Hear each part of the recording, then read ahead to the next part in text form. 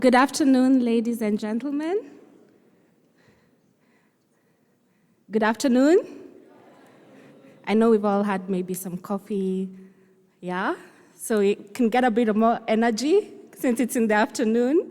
Good afternoon.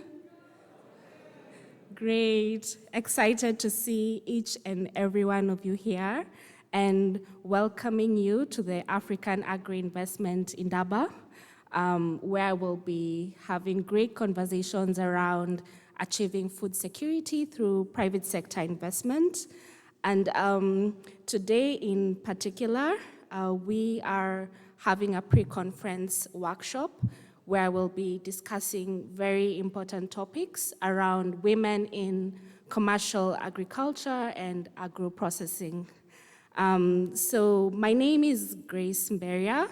I am a program coordinator for the MasterCard Foundation Fund for Rural Prosperity, which is a 50 million challenge fund that has been running for the past 8 years. And we have funded 38 organizations across 15 countries to achieve financial inclusion for smallholder farmers and rural people in Africa. And we are really excited about the stats. We'll get into that a bit later. In terms of our topic, this is the right time to be having these discussions.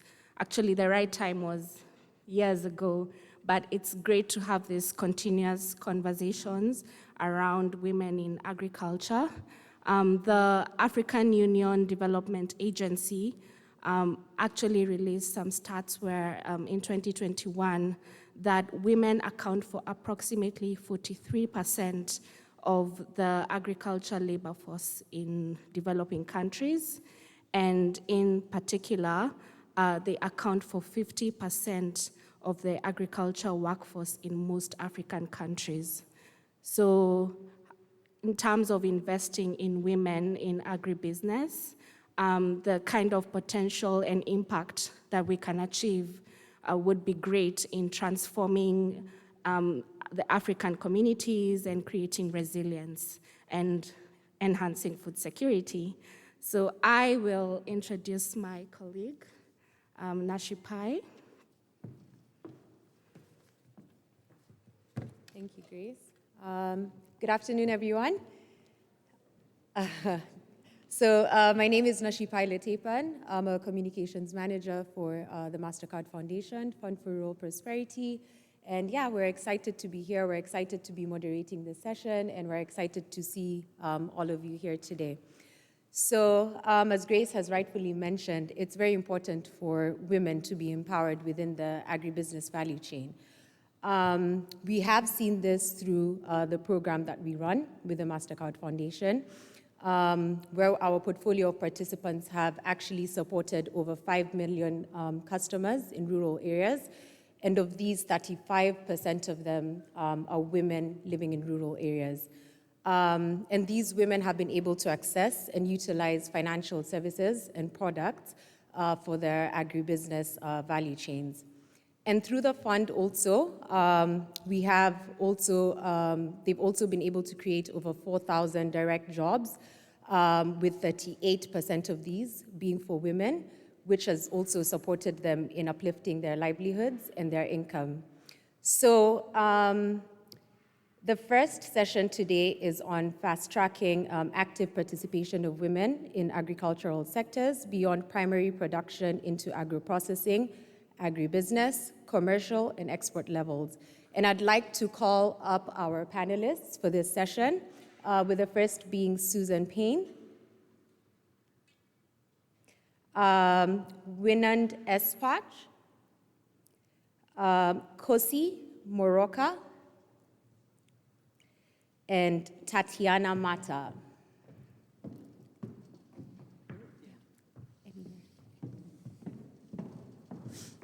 So as our panelists take a seat, I'd like to just give a bit of a briefing into how the sessions will flow.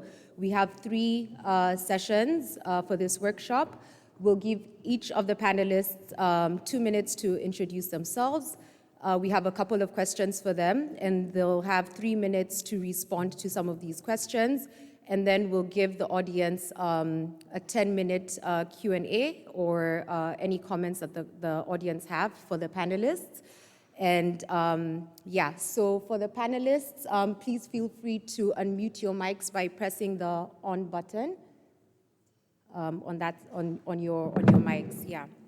Okay, so Susan, please go ahead and introduce yourself. No. Can you hear me? Great, fantastic, thanks. This is actually quite weird. Okay, my name's Susan Payne. I am the CEO of a company called Holistic Agricultural Investments Group. It's a Mauritian-based permanent capital vehicle, and our focus is on enhancing food delivery systems. And by doing that, the way that we do that is by investing in early stage and growth equity projects across Southern Africa. I have been working in Africa for 12 years, but I've got a 35-year track record working in emerging markets globally, and have spent the last 12 years focused exclusively on Africa in order to enhance food security and food delivery systems. Thank you, Susan. Winan? Hi, I'm Wynand Esbach. I'm the COO of Agri-Colleges International, and we are an agricultural education platform. Started off on a farm in Limpopo, and we identified back in 2015 already that there's a huge need for training agricultural people into the agricultural field. And we started off with a very low base school leavers, short courses, a lot of short courses that we started developing. And I'll tell you more a little bit later about our progress with empowering women in education. And just on Thursday, we received our higher education accreditation. So we are proud to say we are now a fully fledged university, and we'll be taking it to the next level in the next few months. Thank you for that introduction, Winan. Kosi. Thank you very much. Greetings to all. I am Khosi Khabuilelu Moroka of Barolombo Silika in Tabanchu in the Free State. Khosi meaning I'm a woman king. And I'm also the deputy chairperson of the Free State Provincial House of Khoisan and Traditional Leaders and founder of the Princess Khabo Foundation. Obviously, my focus is on the development of rural areas. I led a program in my former life when I was in the National House of Traditional Leaders called the Invest Rural Master Plan, which is a blueprint by traditional leaders within South Africa to see to it that we bring development to our areas, agriculture being main of the catalysts that we focus on ensuring economic activity in our areas. I'm a warrior, barrier breaker, passionate about women development, and through the work that I do, obviously, we have numerous community projects, one in partnership. Partnership, as we know, it's the new competition, and that's how we are able to progress, especially progress women in rural areas. Thank you, Kosi. Tatiana. Good afternoon. My name is Tatiana Mata. It's really good to be here with you, share our experiences from Mozambique. So I'm an agricultural economist working in Mozambique and in the region. And I am the founder of Elim Group, which is a group of companies, got 4 companies. And the main ones are really the consulting firm that I had for the last 15 years, working with many of the lead development partners, organizations from DFIs to World Bank to the USAID and all those different donor organizations. And also I am the founder of Mutiana Investimentos, which is the investment arm of our businesses, focusing on in the agricultural sector from production. So I'm a farmer, also to input distribution, all the way to distribution of fresh produce from my production, also from other farmers, especially women. So, yeah, and I think that's all the things that we do will also share throughout. Thank you. Anna. So yes, we'll get straight into some of the questions that we have for our panelists, and we're really looking forward to the insights that will be discussed today. So I'll start with Susan. Susan, can you tell us what are some of the challenges that women in agribusiness face that hinder them from moving beyond primary production?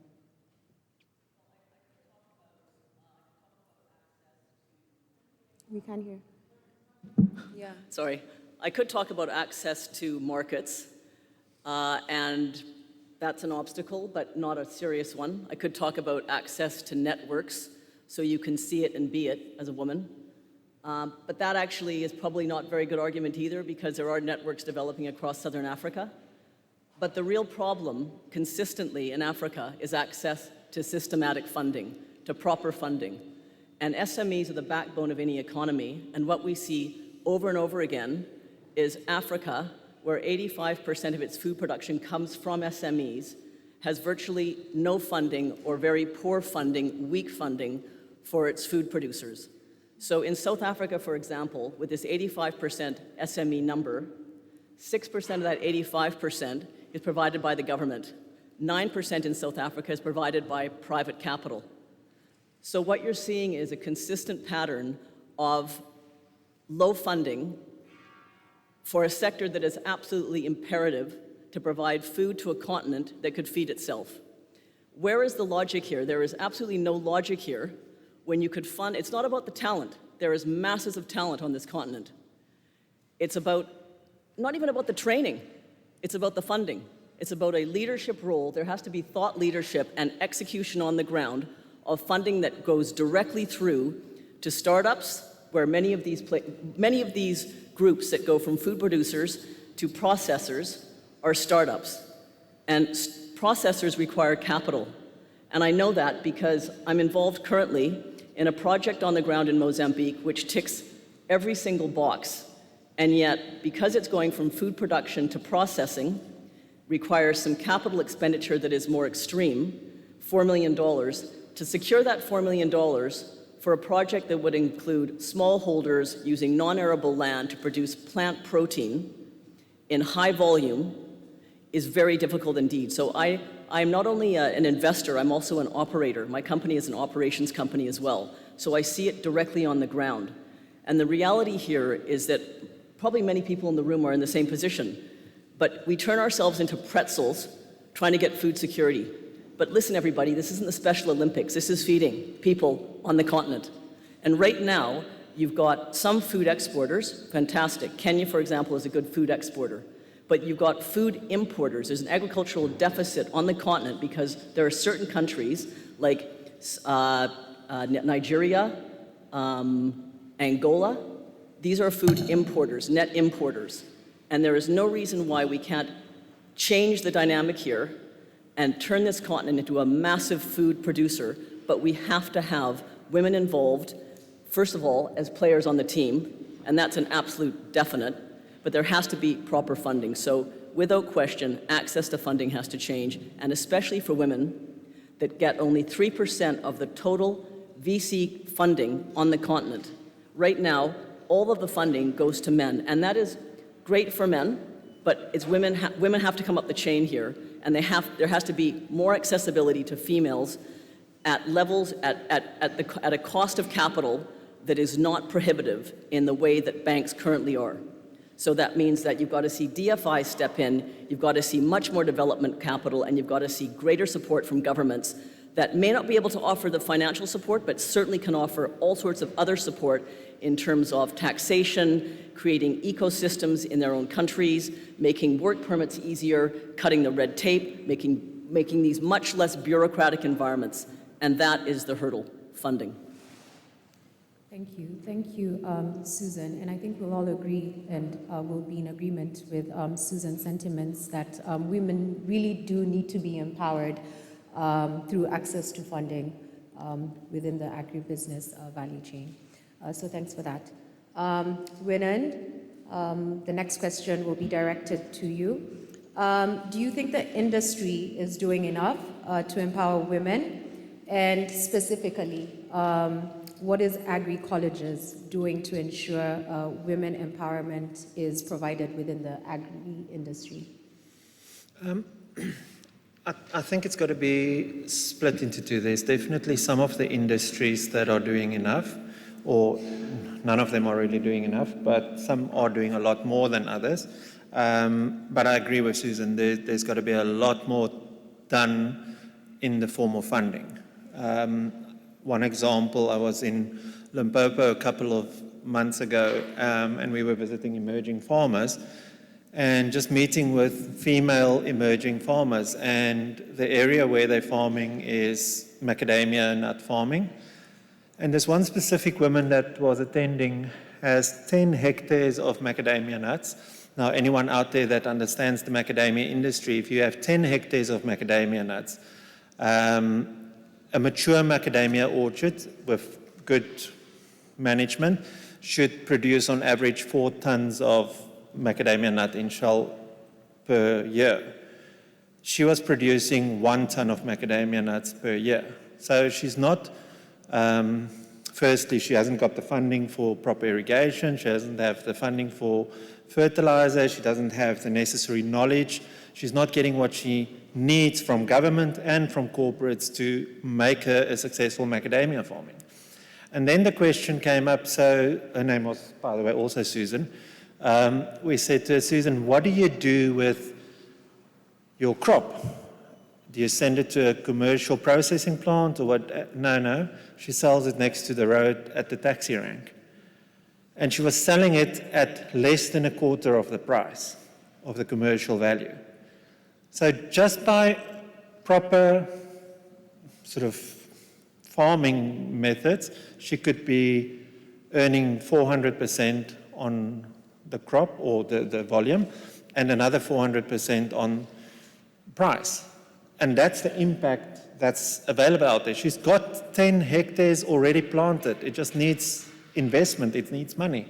And that's where a lot of the corporates are failing, especially female farmers. Then you do have other industries where they do involve a lot of female involvement. I know the potato industry, for example, have a big program where they're empowering women in the potato industry. As far as agri-colleges go, in 2018, when we rolled out our first courses for the academic year, we had 7.7% of our students were female students. And we went on a drive to say, we need to involve women in agriculture. And we need to make agriculture sexy. Now, I was crucified for saying that we need to make agriculture sexy because it's the wrong word. And we needed to make agriculture cool. So we said, okay, well, let's make agriculture cool. And we were doing that by explaining what agriculture is. It's not just being out in the sun with a scoffle and working the land all day. There's so many opportunities in agriculture, for women especially. And in 2021, the academic year, we had 38.7% of our students as female students. So it was a 31% jump in 4 years. So it shows that it can be done. If you really put the effort in, you can do it. We started a bursary company as well on the side that we said 60% of all bursaries must be awarded to disabled or female students. So from Agri-college's side, we're really trying to make it a more female-driven process for the women out there in agriculture. Thank you. Thank you for that, Winand. And it's good to hear about Agri-college's role in ensuring that women are empowered within the sector. Can I just say one thing? I think that's a really good example of affirmative action working. That's exactly why there needs to be, I used to not like affirmative action. Now I think it's really necessary because you have to take steps like that where you hard circle scholarships and bursaries for groups, for females, actually. And the other point that I really agree with is the point of making making farming sexy or making farming cool, because the average age of a farmer in this country is 60 years old, and it's very difficult to attract young people to stay in farming. And with 12 megacities already on the continent and growing urban populations, it's very hard to keep the youth back in farming. And that's why you've got to make it really productive, profitable, and frankly sexy. So I agree with that. Thanks for that input, Susan. I'll direct the next question to Tatiana. Please share with us a bit of information on how your program interventions are on women in trade. Thank you. But before anything else, I also agree it needs to be sexy. You know, whenever I do my interviews out there in the farm, I wear pink boots, you know, your red trousers and all these things, and say, you know what, it needs to be sexy. You need to feel good about what you do, so that young women will come to it. Otherwise, they'll run away to other sectors that they think they can wear other type of things. So it needs to be sexy for sure. So women in trade, as a LIM, we also operate in trade promotion. We've been doing that for 17 years, actually. Before I went back to Mozambique, I was doing it in South Africa, Angola, Namibia. So what we do is that we empower the private sector to be able to understand the rules of exporting. So in terms of looking at international markets as a strategy for growth for the company. So we've been implementing for the last 3 years a program for the FCDO, you know, the British, let's say the UK government in this case. It's a program to empower SMEs in the region, Mozambique, but then also South Africa, Zambia, Zimbabwe, Botswana, and Lesotho. And within Mozambique, we've been focusing a lot on certain agricultural value chains, and also looking at how women participate in the value chains. Because what we see is that, especially when it comes to exporting, we see that women are a priority, let's say, are very much involved in exporting, yet they usually do it informally.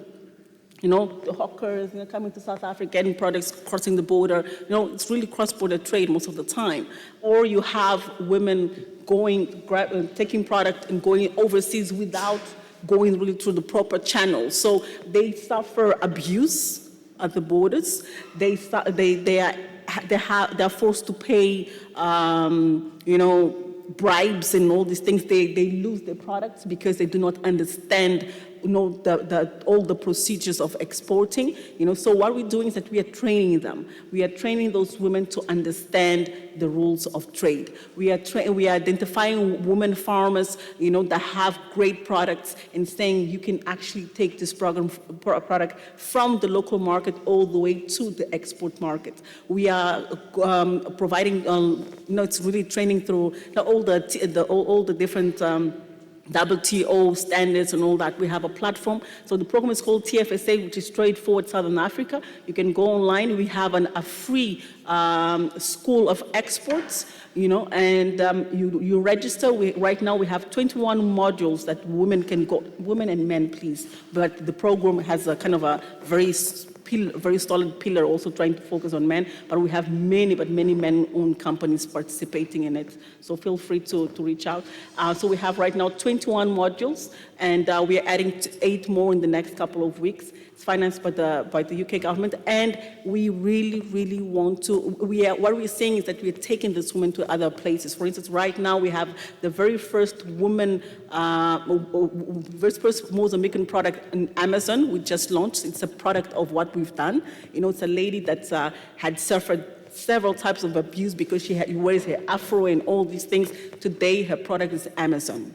You know, eat your heart out, to all those who went against her. She has a product in Amazon. It's being sold in Amazon. She has 8 more to be approved. We trained 14 in a cohort. Actually this week on Wednesday, we are graduating another 16 ladies that went through the whole program, going to the export market. So that's one of the things that we do. Thank you. Thank you for sharing that, Tatiana. And yeah, it's good to see that women do definitely need to be empowered. so that they can reduce these risks that they're exposed to within the sector. My next question will go to Kosi. Kosi, can you share with the audience how players in the agricultural sector, such as Princess Gabo Foundation, position the rural landscape to be an equal partner? Thank you very much. Let me start by saying perhaps my fellow panelists have finished the discussion and we could pack up and go, because they've said quite important aspects on how to win this battle. And I call it a battle, if not a war, of seeing how we actually get the rural communities to be an equal partner. Let me first put it into context. So I'm a leader of a nation, a rural nation, and I lead almost about a population of about 300,000 plus, 80,000 hectares of land. And within the entire country, the institution of traditional leadership, which are the leaders and custodians of these rural areas that we're talking about, lead almost 20 million plus people within the country. And therefore, we must be equal partners, genuinely so. So what we did, what I did as the leader or the founder of Princess Gabo Foundation is to form an organization which could have the liberty to perform outside the constraints of government, being in office as a senior traditional leader. And this is because sometimes we theorize things too much. We just have to simplify them. So growing up in a village, and I always say all of us, black or white, somehow, somewhere in our life path, we have come across a rural village somewhere. Because in us Africans, when we say home, home is not the city. Home is where the rural area is. That's where we all originate from. Somehow we disregard that part. But becoming an equal player is what we have deliberately as an institution as well. And I speak here not just for myself or my area, but the entire institution of traditional leadership, saying we will even do the work for you, and through this Invest Rural Master Plan that we've formed. When I speak of a woman, I ask, who in this room, and I say this everywhere, it might sound like a broken record, but who in this room is not born of a woman? None of us. When we come to women in the agricultural sense, in the rural areas, a woman would go and tilt the land. After tilting that land, plant, harvest, prepare, cook, ensure that everyone else eats, cleans up after everyone, and then only afterwards does she eat. She eats last and she eats least. How can that be? Why are not women given their rightful place in the ecosystem? That's the least we can do. And I mean, the example of the woman who's now in Amazon, why can't all our women be in Amazon? It is possible. It is so possible, and that's why I'm saying Susan and my fellow panelists have finished the conversation, because if there's no willing power to ensure that it happens, yes, some of us, like the leaders we are, we will try to take the initiative, but it's not enough. And it's all about willingness to make it happen. And that requires each and every one of us to play our part. So to become an equal partner, yes, Princess Gabo Foundation tries, but I would say it's not merely enough. But the journey continues.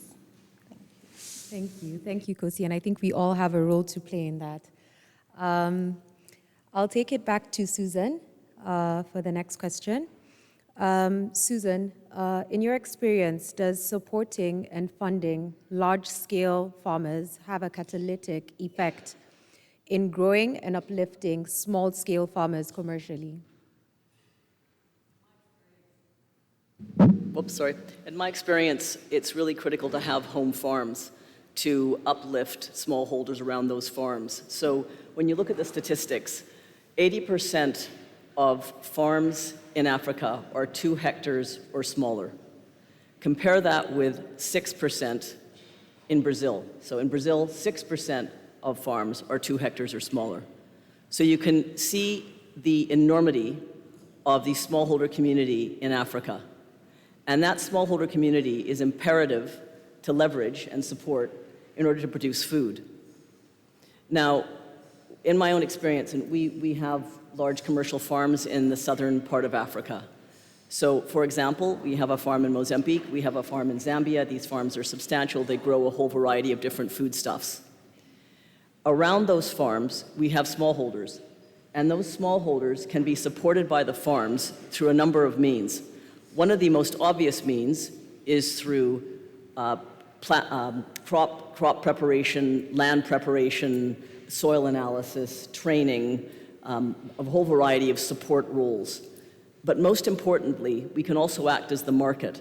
So we can be the buyer, the very easy buyer, of the crops from the smallholders around us, which is why, through my own experience, I know the value of a home farm, what I call whale projects.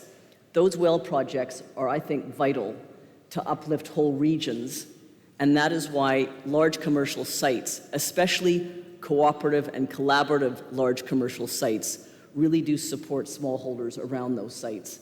And those smallholders have got to work closely, and not got to, the large farms have to extend themselves to the smallholders to work with those smallholders and to provide as much support as they possibly can to those smallholders. Because individually, and this is about life actually, individually we're much weaker than we are when we are the sum of our parts. So when we are collaborating and we work together as smallholders with large whale projects, then the output is far superior. Thank you for that, Susan.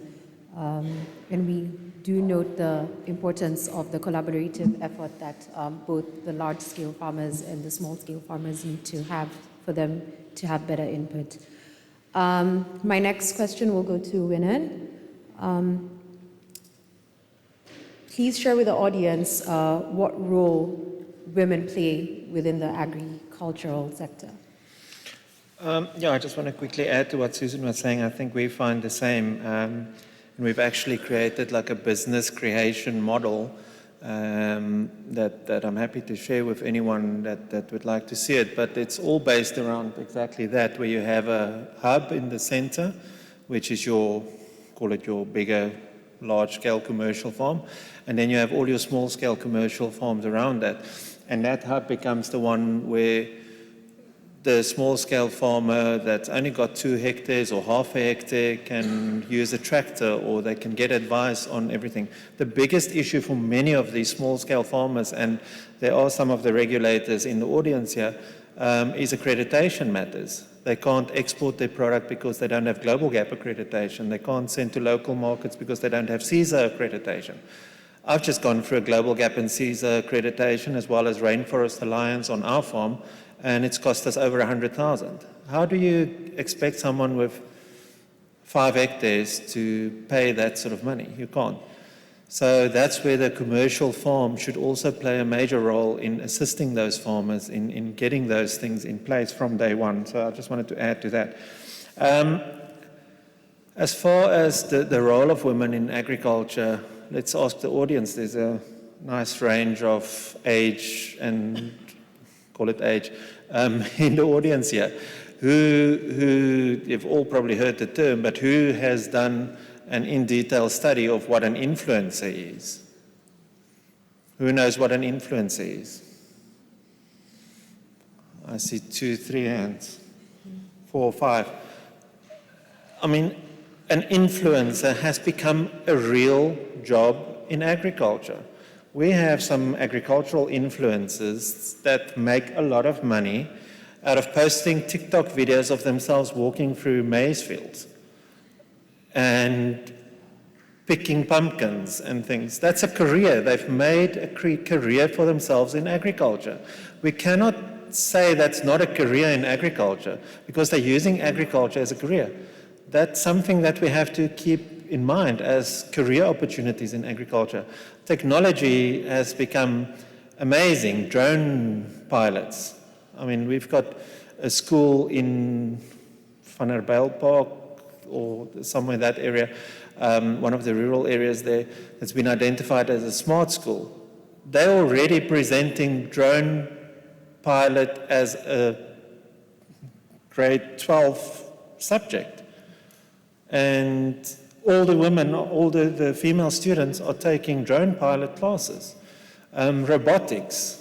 We are now developing, my instructional designer is in the audience here, we're now developing a robotics introductory to robotics class, which is something that the student will get a little starter pack, and they will build their first robot that will have sensors that will sort fruit in a certain way.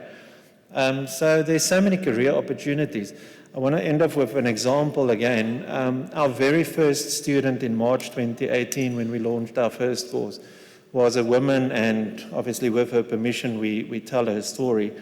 Her name was Iris Mashaba, and she's from a rural area outside Nelspruit. And Iris signed up for our course, and on the second day she paid, and on the third day we contacted her and we said, okay, Iris, you've got to now start. And she's like, well, how do I start? Like, did you get the emails? What's an email? And my tech manager phoned me and he said, how are we an online college and we have a student that's asking us what is an email? And I said, no, man, I'm sure you just misunderstood. Let me phone Iris myself. It's our very first student. We want to have a good relationship. So I phoned Iris and I spent 4 hours on day one with Iris. 4 hours on the phone with Iris on day one. And Iris had no idea what an email was. Someone helped her register, someone helped her make the payment, but she had no knowledge of technology. And we said, Iris, we'll get you through this course no matter what. And we started supporting Iris, and we went through this process, and the second week was a little bit easier, and she completed her 9-week agribusiness course, and she averaged, overall score was 89%. She immediately enrolled herself for a second course, and she finished that with 93%, and she did a third course, which she also scored in the 90s. And when her manager at the pack house where she was a fruit packer saw that she was now actually starting to talk a little bit more about what she was doing, and now she was promoted to supervisor. She's now the pack house manager. And that's the impact that we're looking for. And that from someone that did not know what an email was. So there's so many opportunities in agriculture, and that's what we need to be telling the women out there. Go and identify them. Look what you're interested in, whether it's robotics or whether it's fruit or animal production, whatever it is. There are plenty of opportunities. And then obviously link that with the funding, because that's the big issue. And drone technology, that's a really good example. I mean, drone technology is so advanced now that we can spend $11,000 on a drone to actually provide all sorts of support to our crops, which is much cheaper than a tractor. So drone technology is so advanced now and so meaningful and impactful, but again, it needs funding. Thank you for that. And we love to see that growth as well. My next question is towards Tatiana, and this is around agricultural input distribution.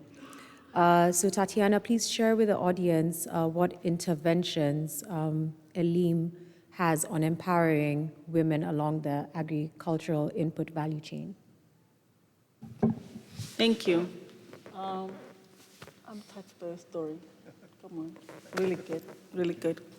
I think, let me tell you that, like I said, Elim has been around for 15 years, 16 years now. And in 2016, you know, after doing a lot of advisory work and all that in the rural areas, you know, everybody was saying, oh no, the farmer doesn't have money to buy inputs. No, the farmer doesn't use seed or fertilizers or anything like that because they can't afford it. And we do a lot of work in the rural areas, and we said, that's not true. You know, we see the farmer has money, but the question is, how do you convey the message to that farmer that he can actually use the little money he or she has to buy something that he or she can trust? How do you ensure that that seed or that fertilizer is there at the right time when the farmer needs it? Because often what we see is that the inputs are not there at the right time. They are there when you go and advertise, but then there is no supplier, there's no distributor locally. Then the farmer will not be able to, because he or she wants to invest money knowing that he can actually find it when he needs it. It's the same way if you're here and you want to go to a shop, you know. So what we did then was that we created Mutiana Investimentos, which is the investment company, and then we started rural input and the farm assistance stores. You know, we were with a situation where the big distributors were in the capital cities of the provinces, and then we were 250, 350 kilometers deep into the rural areas, in touch with the farmer. And the idea was, let him or she be able to come to our stores, and the concept of our stores is that there's always a woman technician. Mutiana means woman, and the whole objective is to uplift women in the agricultural value chain. So we have the concept of having at least one woman as a technician, then you can have another man.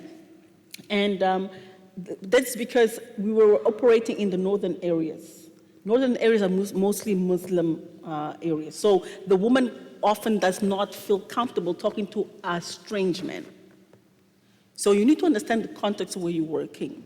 So what we did is that we said, okay, fine, there should be a woman. And the people that work at our stores, they are graduates from schools like yours. You know, we don't want to hire people that have experience 5, 10 years and whatever to come to the store. No. We have the experience. We'll convey. We'll train those young people that have graduated. They are looking for jobs. They're sitting at home. You know, they're becoming taxi drivers or whatever because they can't find jobs.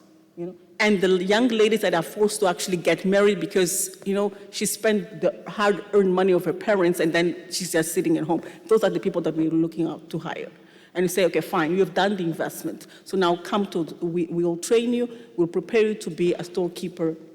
And they start working, you know, on the stores and be able to that. And the whole point is that we want to go to the last mile. Then we say, okay, fine, no, let's go to work with the associations, you know, to the different co-ops in the districts, and they start getting those farmers to understand through a lot of pilot testing, you know, pilot farms, how to use those inputs.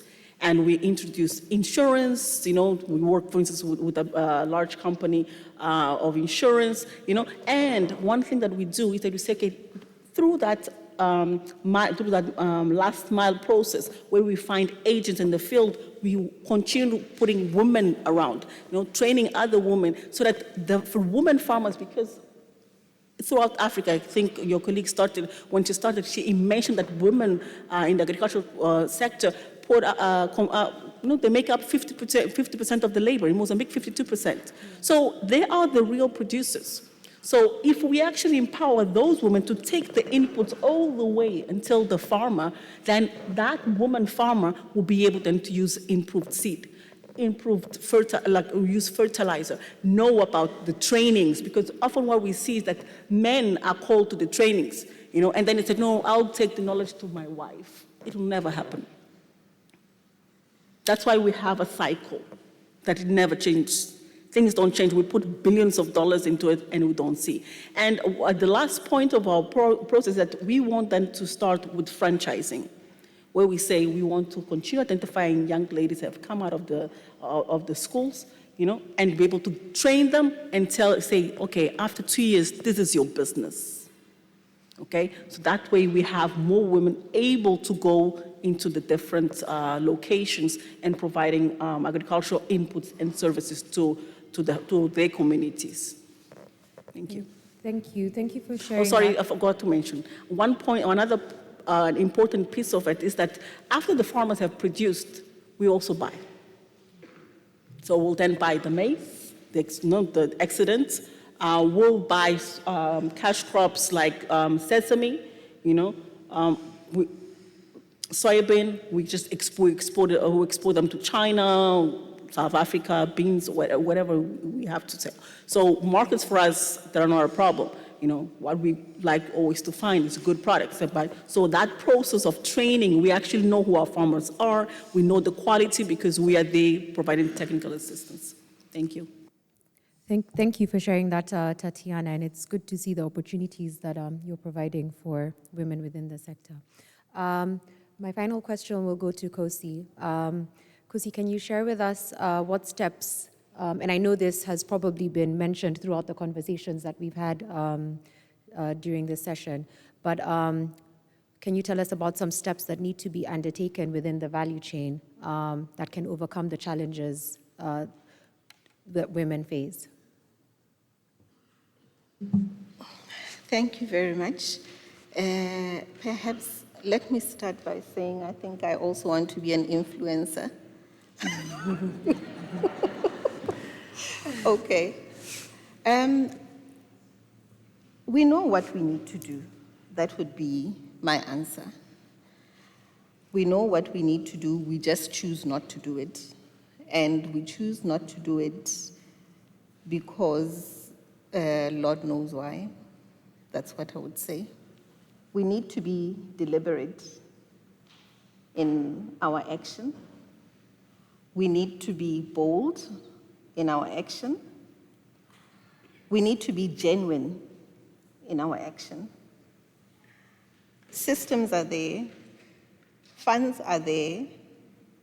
We just choose not to do what we need to do. And that is not taking us anywhere. That is really defeating the purpose of what we are gathered here for, because each and every one of us cannot survive without food. That's the fact that we must all carry with us at all times. So we all need to be our brother's keepers. We need to also, in those influential places that we are, those strategic places, let us not be gatekeepers. Hold each other's hands so that our nations can thrive and future generations too can thrive. Thank you so much. Thank you so much, Kosi. And that's very important for all of us to note. I think we have about 5 more minutes, so I can ask one more general question to anyone within the panel. Before we open up the conversation to the audience. So just anyone from the panel can unmute yourself and respond to this question. Maybe you can share with us some incentives that women can be offered for them to complete the process, because most of the time we see women getting stuck at the primary production stage. So how can they get to the point of completing, getting to the bottom of the value chain? What are some of the incentives that they can be given? Thanks. Funding. I mean, you need to get paid for your efforts. And what is still shocking is that there doesn't seem to be a lot of systematic thought leadership on this. There is a lot of verbosity, and we all talk about the fact that there is funding coming into Africa to support African food production. And on the ground, it's very hard to see that. It's quite invisible, actually. So it's sporadic, and I think it's targeted to probably larger groups or very small groups, but not the SME, the missing middle, I call it. So I think the incentive has to be that when someone goes into this area, it has to be sufficiently appealing that they know that if they they don't have to bootstrap for the next 10 years, and that's what happens now. You bootstrap, you fund yourself, you mortgage your house, you do whatever, and I'm talking about countless people that I've discussed this with on the ground that are doing just this to grow their businesses. If they want to grow, if Africa wants to see meaningful food production and meaningful businesses, then it has to support the women that are doing this. And what is surprising is that because women make 70% of consumer decisions around the world, because this continent has 400 companies, over 400 companies, that have $1 billion plus in revenues per annum and has $1.4 trillion of consumer spending. There has got to be more cohesive thought leadership on this topic. Thank you for that, Susan. Does anyone else in the panel want to respond? I think Susan has mentioned the funding is definitely important. And when you talk about funding, I would say that it's important also to prepare, the receiver of the funding. So it's certainly, continue to work around that, the PDS. But also, what we see is that there is lack of infrastructure. It's really tough to do business in the rural areas. Getting to the rural areas takes time. The roads, the electricity, she was talking about, that. Sometimes for you to start a business in rural areas, I don't know, depending on where you are, but at least in Mozambique, you have to actually bring in the electricity all the way there, pay that investment. So when you do your COGS, for investment, you need to think to yourself that I have to take electricity to that point, because government will not make that investment on your behalf. Unless the moment you put it in, they'll use your infrastructure and distribute it throughout. So that in infrastructure is really important, to have capital, to have funding for that kind of infrastructure. It's really important, especially when we're going green investments. And then also what we see is that some organizations, for instance, AFDB has a plan in terms of getting processing plants in rural areas, so people that are producing want to process go in. That's great, but we haven't seen many. You see, so it would be great to have that shared points of processing or shared points of storage, to enable the local associations, the local communities, local producers to use those infrastructures, because they can't do it by themselves, on their own, and it becomes really extremely expensive. And an important point that we mentioned is the certification. The certification it's very important. We recently did a lot of trainings through associations. We would finance the association to bring together the members and then certify them on Global Gap and help them to understand the requirements of ISO, 9001 and 9020, whatever. All those. It really, because it's very costly. Yet we need to play in a global market. So all those little things are certainly important. And of course, role models. Girls need role models. They need to see the causes of this world, more of them. And indeed, wearing the influences are important. I like that. I definitely like that one. Huh? The role model, the influences. Some of us become influencers. So it's important, because it transmits a message. It transmits hope. And in this world that hope is going down very fast because people are so tired of fighting every day, it is certainly important for them. Thank you. Thank you for that, Tatiana and Susan. Those are very insightful comments that have been shared. We have 5 Can more. Okay. Go ahead. Thank you. Apologies to Bajing, but I think we also have not been emphasizing the aspect of leadership, ethical leadership, a lot in this conversation. And the basis of us winning at what we are trying to achieve, we really need ethical leadership. So those role models that are true to the cause are very important. I just had to, yeah. Let me just add to that. If I I think can the fact that we also need more men supporting women in that range, because we won't be able to do this without men. So thank you for all of you that are And I just supporting. want to quickly add to that as well. I think it's also very important you talk funding. You need to talk where the funding goes with the people that need the funding. You can't sit in a high-rise building somewhere in the world and make the decision on behalf of the people on the ground, whether it's male or female. There's too much of that happening around the world. People up there get to decide for the people down here. And we've been fighting this battle with many grant organizations for many years to try and get them to start funding more permanent crops rather than only annual crops, because that gives it the longevity. It gives people a sustainable income year after year after year. But they just keep coming back with the same annual crop and smaller quantities and smaller bits and pieces, and keeping the people dependent on them. And that's what it's all about. You don't want people to be so dependent on that grant associations that at the end of the day, the grant association withdraws from a country and the whole economy collapses because there's no production and there's no food. Thank you, panelists, for sharing those insightful comments. I think we're running out of time, but we have about 2 minutes to open up the floor to any questions from the audience. I think someone will bring you a mic. I can see a hand over there. There's one here. Hi everyone. I'm Bumi Maisela from a company called SE Holdings. We're an aggregator.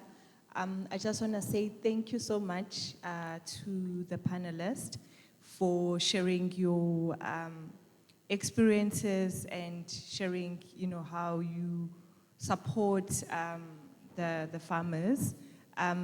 Just from my end, being an aggregator, I just wanted to echo a lot of some of your comments or some of the inputs, especially around the skills, because there's a famous saying that says, those who have but do not know how are always at the mercy of those who don't have but know how.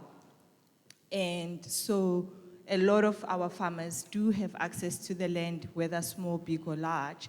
However, if they don't have the skills to the point of, say, the 10-hectare farmer macadamia continuously lose on yields because she doesn't know how. So if we could just pragmatically focus on why our farmers fail. I think it was said so many times by our panelists at the far left to saying, can we really just take a serious view around funding?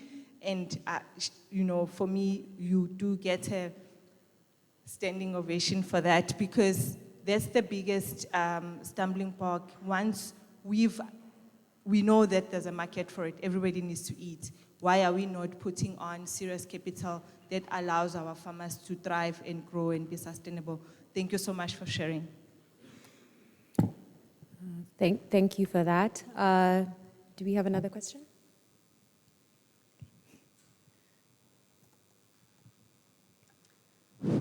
So to the panelists, I'd just like to ask a question. One of the challenges I'm finding with developmental finance and agricultural transformation, especially in the context of emerging or developing farmers, is funding is fundamentally either blended. In some instances, we have grants, and we also take what we refer to as patient capital or traditional finance. And what we don't have that seems to be lacking is a level of governance and due diligence when it comes to investing this finance on behalf of farmers into their production. So we have a lot of corporates who do provide funding. They acquire a substantial amount of branding out of the funding. They also get their compliance in South Africa on their BBBE scorecard. But at the end of the funding cycle, nobody really analyzes to see whether this blended finance that is now something that farmers own, or the agents that have been put to manage these projects are actually following due process, and that the same level of due diligence and care for an emerging farmer that would be applied to a corporate sector is applied on the projects. And we've got instances now where farmers are actually in debt And we're sitting on tribal land at the moment with a group of investors who started a project in 2018. They appointed an agent on the project who's absconded with the money. The electricity accounts haven't been paid. And beyond the scope of the fact that the farmers are now in debt, they also now are incapable of continually earning a living off land because Eskom will shut them down.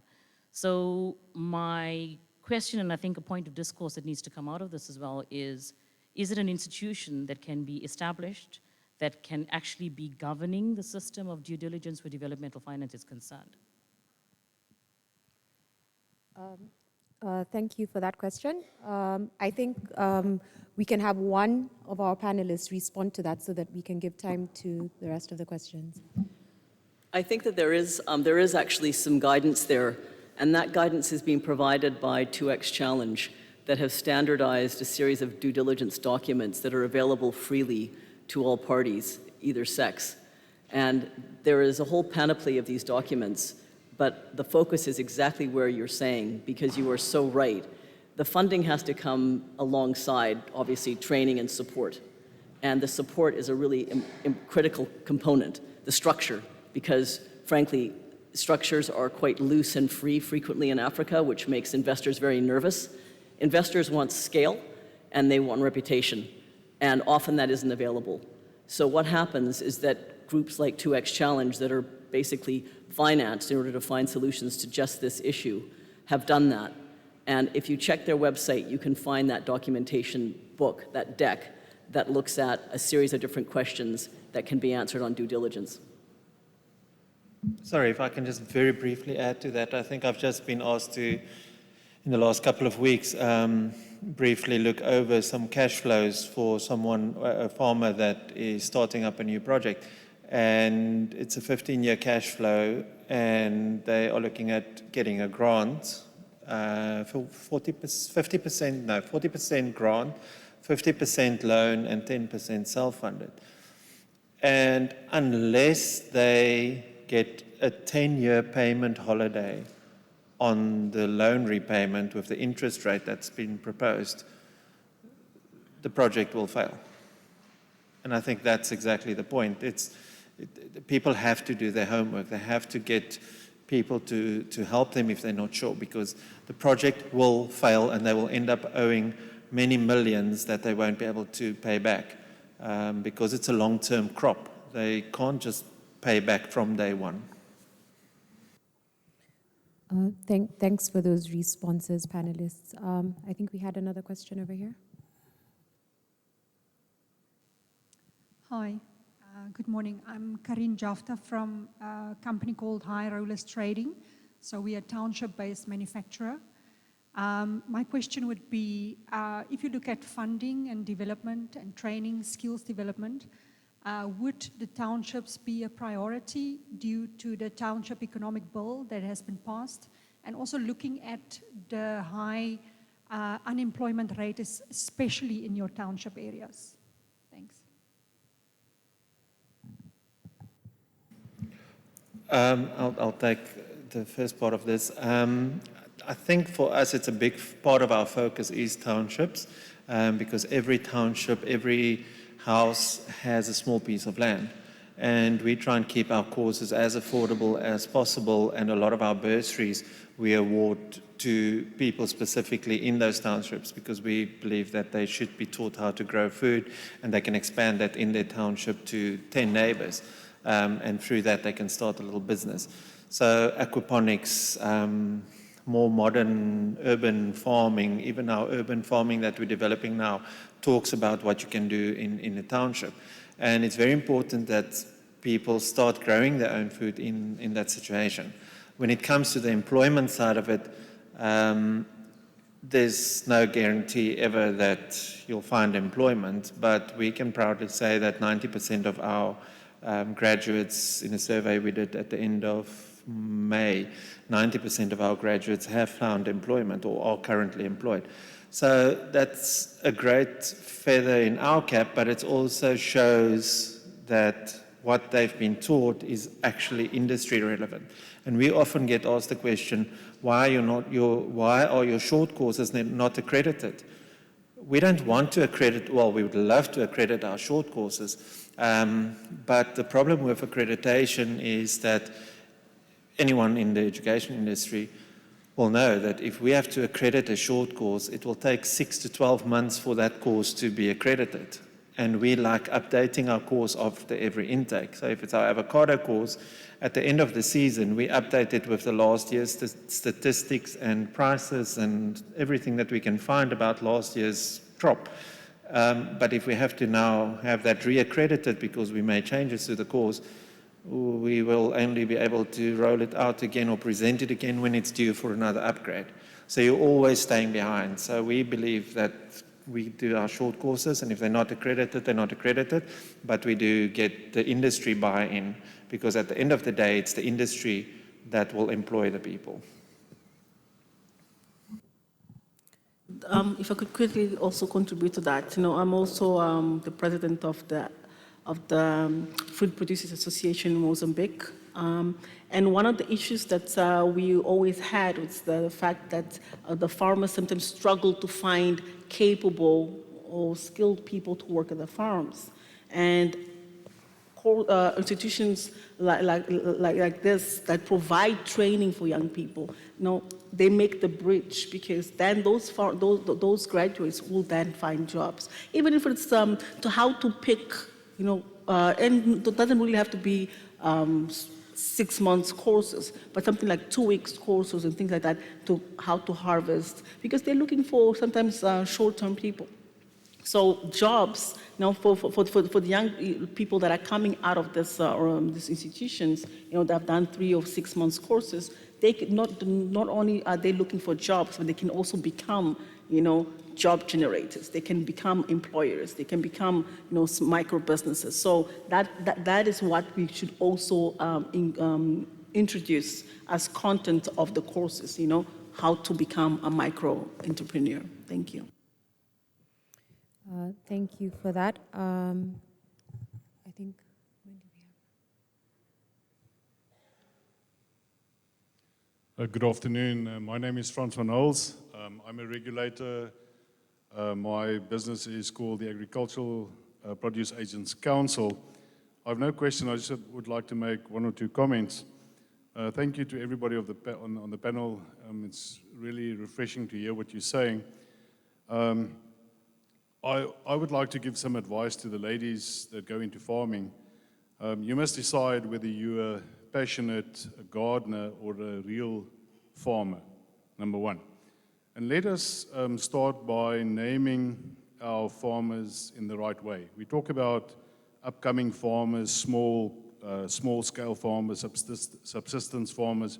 We must be very careful if we use those names, because that's what you will remain forever. So let's move away by calling you small commercial farmers. We want you to be the large commercial farmers tomorrow. In terms of the production or the value chain, if you have no market, what's the point? You can grow whatever you want. You can grow in volumes. If you can't sell it, what's the point? So money must be given to the right part of the value chain with this in mind. And we must be very careful as formal agriculture to be a little arrogant in the way that we share information. And allow me to sort of elaborate. We talk about the massive sales figures that we achieve through markets, through export, whatever. Bearing in mind that at the end of the day, there's somebody that's going to bed hungry in our beautiful country. How can that be? Be very careful if we're arrogant about boasting about what we're achieving. We can produce enough food, and if we can't feed a nation, again, what's the point? So please, I appeal to you to consider, with women in mind, let's think about that mother in Khayelitsha who's got 4 children who must go out to source food and either leave her children at home or take them with. And the further she travels, the more it's going to cost her. So food systems in the value chain is really important to bring food to those who need it most. So let us take the whole value chain into consideration. And then that brings me to the last point is what we need to do proper farming, in my personal opinion, is the right information at the right place at the right point in time. So ladies, you make agriculture sexy, I believe. And thank you very much for this beautiful conference. It's really very valuable. Thank you. Thank you for that. I'd like to bring this session to a close. Okay, we can take the last question there.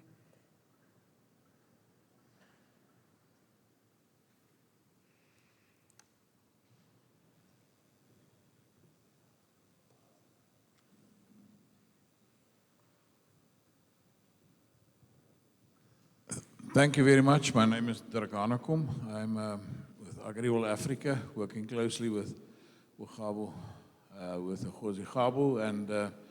And Francois, thank you so much for your words. You really have given perspective. But I've heard such wonderful things from the people here. So I want to make a comment, but leave you with a question. You don't necessarily have to ask it. It's actually a challenge for the rest of the conference is going to take place, because what we're doing here is actually opening up opportunities and need to understand what every conference of this nature is about. How do we implement to make a change? If you can't do that, we fail. So you made such valuable contributions, and you are key figures in where we're going to. The comment I want to make actually latches on what Francois said. We need to understand that if we do not analyze the situation, whether we go into a situation, people and institutions and platforms that's sitting here, what the need is there where we're going to, and the exact nature of what we're involved in, the historic circumstances, the tribal relations, what the environment lends you to farm in that area. Is it about farmers that wants to do home gardening? Is it people that just want to alleviate poverty? And then you must realize a lot of do-gooders here, NGOs and people that want to help, there's a role for everybody. But if you do not commercialize the issue, it is a poverty trap. So if it's people that can't read the email, and it's in an area where they've got wonderful soils, water, and so on, there's opportunity, you plug in the people that do the training and so on. That means there's people sitting around here that can analyze and recognize opportunity. Put it through the project steps. Do your pre-feasibilities, feasibilities, check who's involved, how's government involved, what's the relationship between tribal authorities in the area, what's the situation with the infrastructure, what's the quality of water, your soil types, and check. And then you can start working on a model that brings you to a bankable plan. And then you plug in the specialists that's sitting here marketing their services and their products that makes it affordable to plug it in. But my challenge here is to everybody sitting here, pick one another and let us think, instead of allocating wealth to yourself, let's be kind to one another. So I'm latching on to what you said, and all of you referred to it. If we are not aware that we must make a change because we really care, we will not be able to earn a living for ourselves as well. And there is enough in abundance for everybody. But if you do not understand that the value chain must be commercialized, we're going to have trouble. And then you sit and you analyze, according to a time frame, stick out the roles so that the people normally do a lot of things without having paying salaries for people that want to come, that really doesn't want to earn income just to see a change, and mix it up with the commercial model, you will find solutions. So my challenge to you is where you sit. Look at the question, who you can incorporate and do a little bit of integrated business planning and apply it to the ground. Then you see differences. And you can't do it if you don't start with a social compact or a contract, what you want to achieve, so that you can manage the expectations that come from your involvement. The longer you take and what you initially engage with, the more people lose confidence in what you're really going to achieve. I think Africa is incredibly tired for that. And for that, I must congratulate the women. I've not been involved in any place, and we've got 45 countries in Africa, South African and former Zimbabwean farmers. where the community and the attitudes of the communities have changed because it's women, strong women that stood up, that showed that they're prepared to work hard and also to give moral support to decision makers to do the right thing. So I congratulate women and thank you for what you're doing, helping to give guidance. But it's wonderful. Women runs agriculture in Africa. We must give them a rightful place. Thank you. Thank you for that. I'd like to thank all the panelists as well as the audience for the questions and the comments shared. And to the panelists, thank you for sharing such valuable insights into this topic. And I think we can give them a round of applause.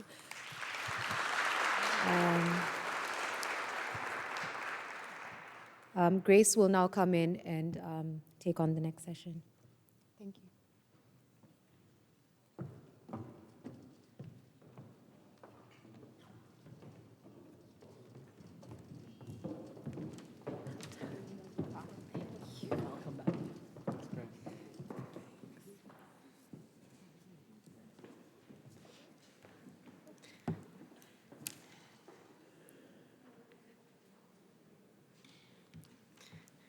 Right, great. I believe we've set the stage in terms of discussing how we can fast-track active participation of women in the agri sector beyond production. And now we've had all our panelists talk about funding. Funding is really key for us to progress and actually move into actual implementation of some of the great ideas that we've had today. And brings me great pleasure to discuss the next topic, which is mobilizing capital for women-led and influenced agribusinesses. What are the investment opportunities to support the development of sustainable food systems? So to discuss this today, I'll invite our panelists. I'll ask them to come to the stage. Tracy Austin.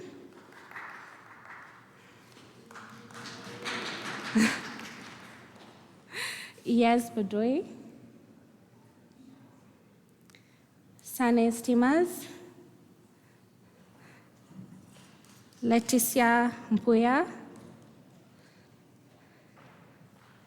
Campi Mapela. And Susan Payne. Welcome. So as we welcome our panelists, we'll take the same structure that we've had in the previous session, where they will introduce themselves for 2 minutes. Then we'll dive into the discussion points, where they'll have 3 minutes per discussion, and we can then go into the questions and comments from the audience.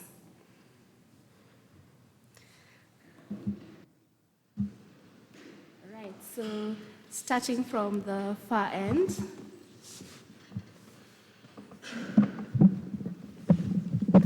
Good afternoon. My name is Campi Mapela. I'm heading the Agro-processing and Agriculture Division of the IDC. Thank you. Industrial Development Corporation of South Africa.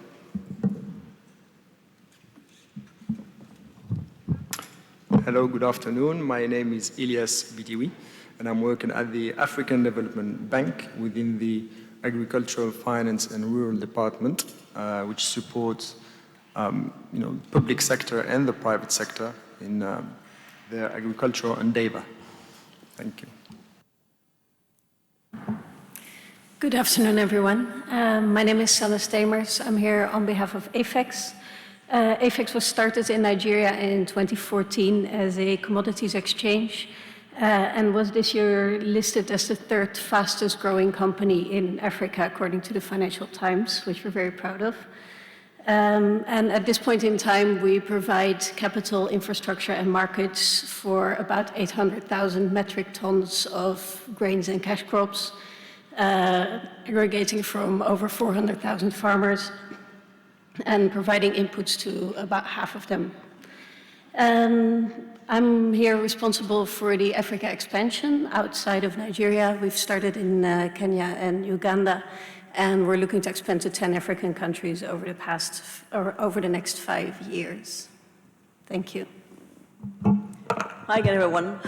I think I was invited to come back on this panel because just a little fact, apart from Holistic, which is the company in Mauritius, I was raised in Italy. And I was raised in Italy because my father worked for the United Nations. And so from a very young age, my focus was on food security. And I went into banking, and I became a banker. I worked for JP Morgan and Goldman Sachs for many years, and then ran a hedge fund for a decade. So my background is in finance. And then I swapped over to focus on food security. And I think today on the panel, I'll talk about the ways that we are making a difference on the financing part of that food security equation. Afternoon to everybody. I'm Tracy Austin. I work with the UK Department for International Trade. I look after financial professional services. I'm actually part of a double act, and you'd find my colleague Dave Burton sitting in the back somewhere, and he looks after agriculture. And I think the fact that we're both here shows you that we don't think about the sector void of each other. So he knows that pretty much finance has a pivotal role to play. Much like you, Susan, myself, I've also spent most of my life on the finance side of things. But I also had an interesting stint at one of the DFIs, and for those of you that look me up, you'll know who it is, but it provided huge insight into some of the issues that we're still discussing 10 years ago. And I'm hoping I can share some of that with you, because my day job is really engaging with the City of London. It's engaging with capital. It's engaging with investors. And it's really about fixing some of the narrative and working on the data, and that's why I'm really privileged to be in such a great room. Thanks. Thank you. My name is Leticia Mpuya, and I work for HEIFA International, which is an international NGO based in Little Rock, Arkansas. It's an NGO that was established 75 years ago, aiming to end hunger and poverty and caring for the earth. So we work in Latin America, Asia, and Africa. And in Africa, our headquarters are in Lagos, Nigeria, and we work across 10 countries. And I'm the Women Development Lead for HEIFA in Africa, and I'm based in Dar es Salaam. And our focus mainly is on women farmers. Thank you.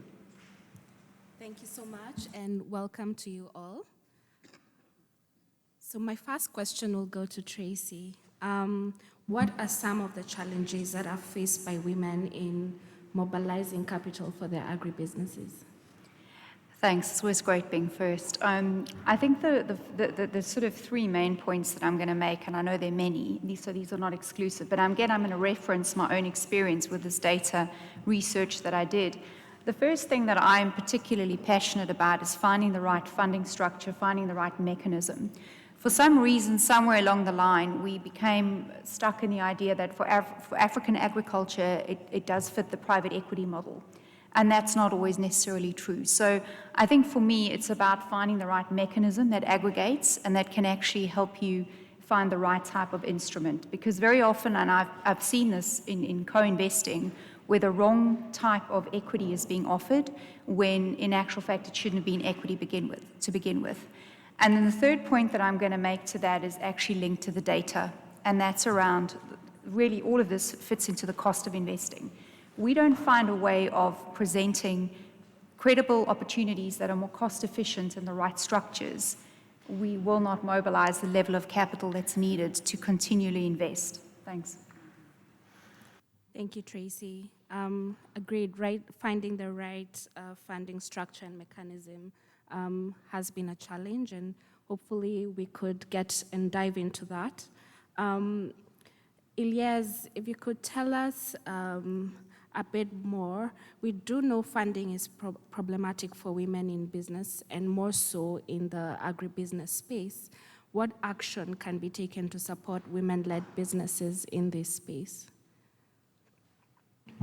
All right, thanks for the question. I think let's contextualize things.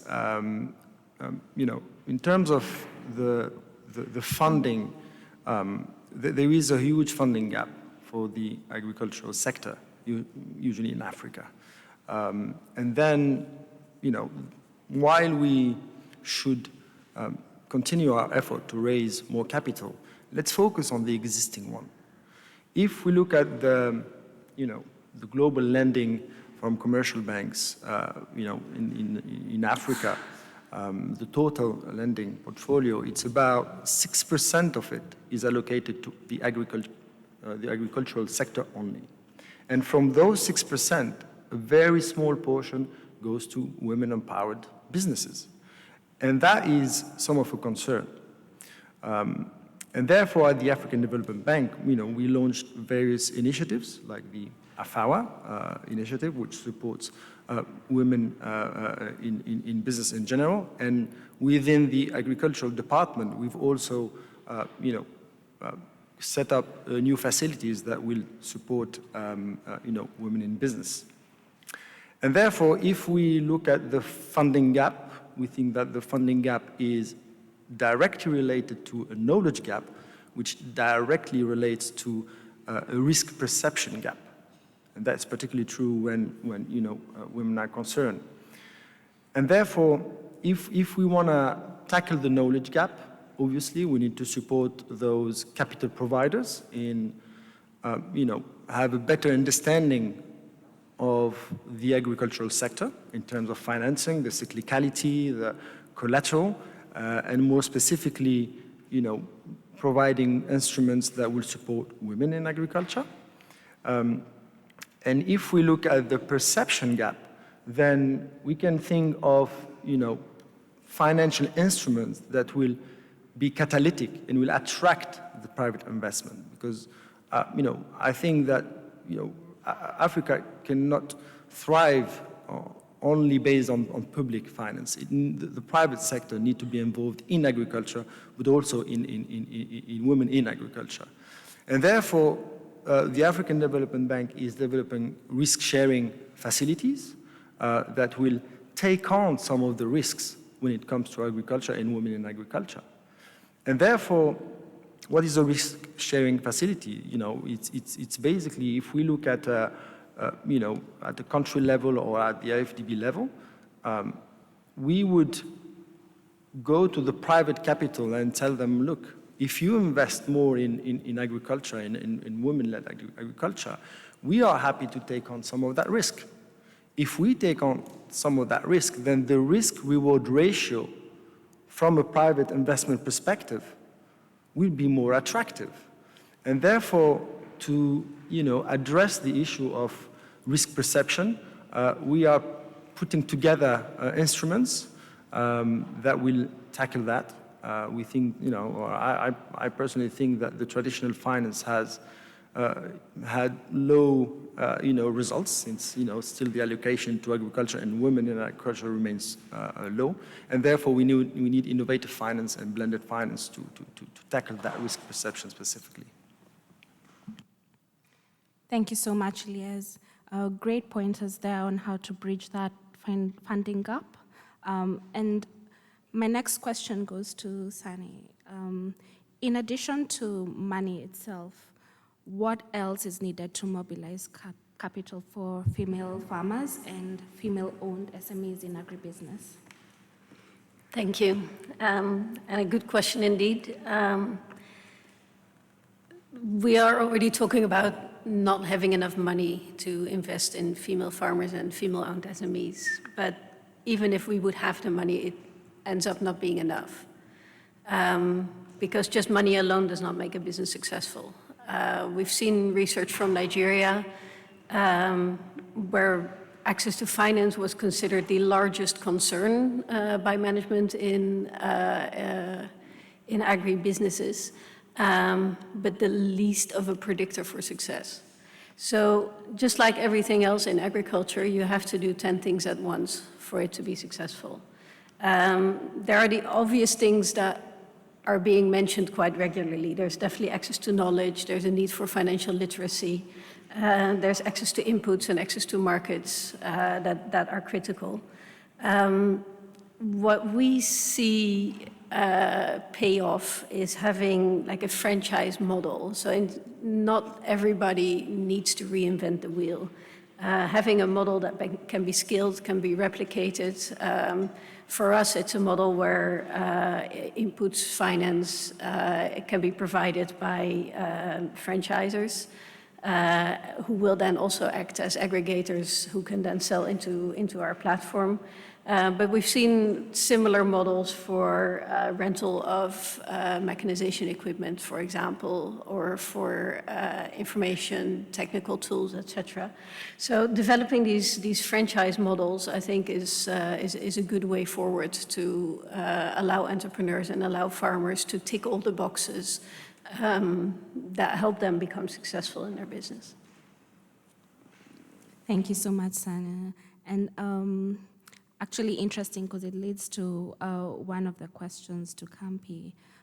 How can women be supported in capacity building and becoming more attractive to investor capital? I think Sani just mentioned that, of course, financial literacy training and BDS is crucial for women to run successful agribusinesses. And if you could add more to that.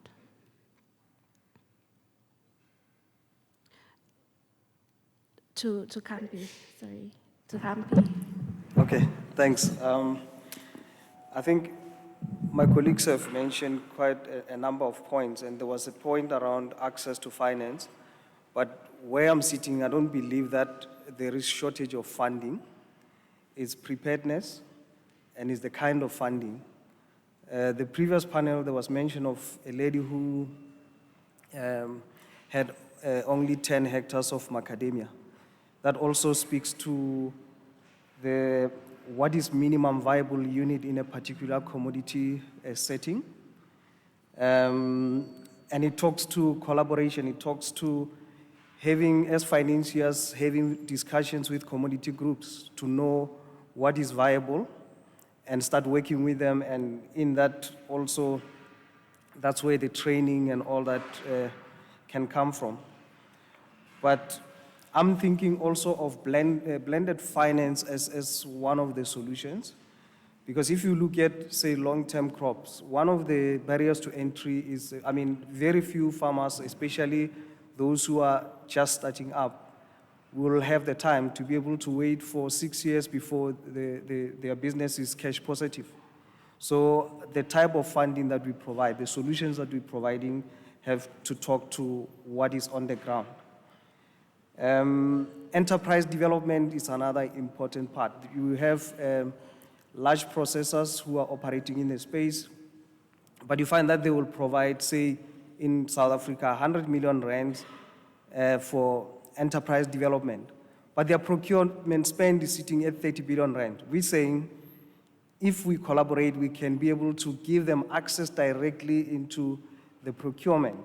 Where we work, the lady who mentioned that she was an aggregator, it means she's not only buying from these farmers, but she's also a conduit through which funds can be channeled through to the farmers, where she will talk to what is the right products that the market requires, the quality of that product, as well as maybe technical assistance to make sure that these farmers are producing what the market requires. I spoke of scale, I spoke of commodity grouping, but the other important part is business support. It can be pre-investment support, but it can also post-investment support. Some of these farmers they technically okay, but maybe they lack in marketing. Maybe they lack in finance. And I know there is another speaker or lady from the floor who spoke about her company, how they do some of those support. So it's important that we look at this holistically. Access to finance alone is not a solution. There was a talk in the previous panel about processing. One of the most prohibitive things about processing is that even if the product is of high quality, the thing is these processors will be entering a highly commoditized environment where branding is very important. So when you walk into a supermarket, you're not likely to go try a product you don't know, even if the quality is right. Another challenge is that for these processors to meet just the minimum entry requirements for their product to be on the shelf, they have to meet food safety standard. You cannot meet that until you operate. You need to operate for 6 months before you can be tested. And what happens in between? And having your product on the shelf does not mean it's also going to sell.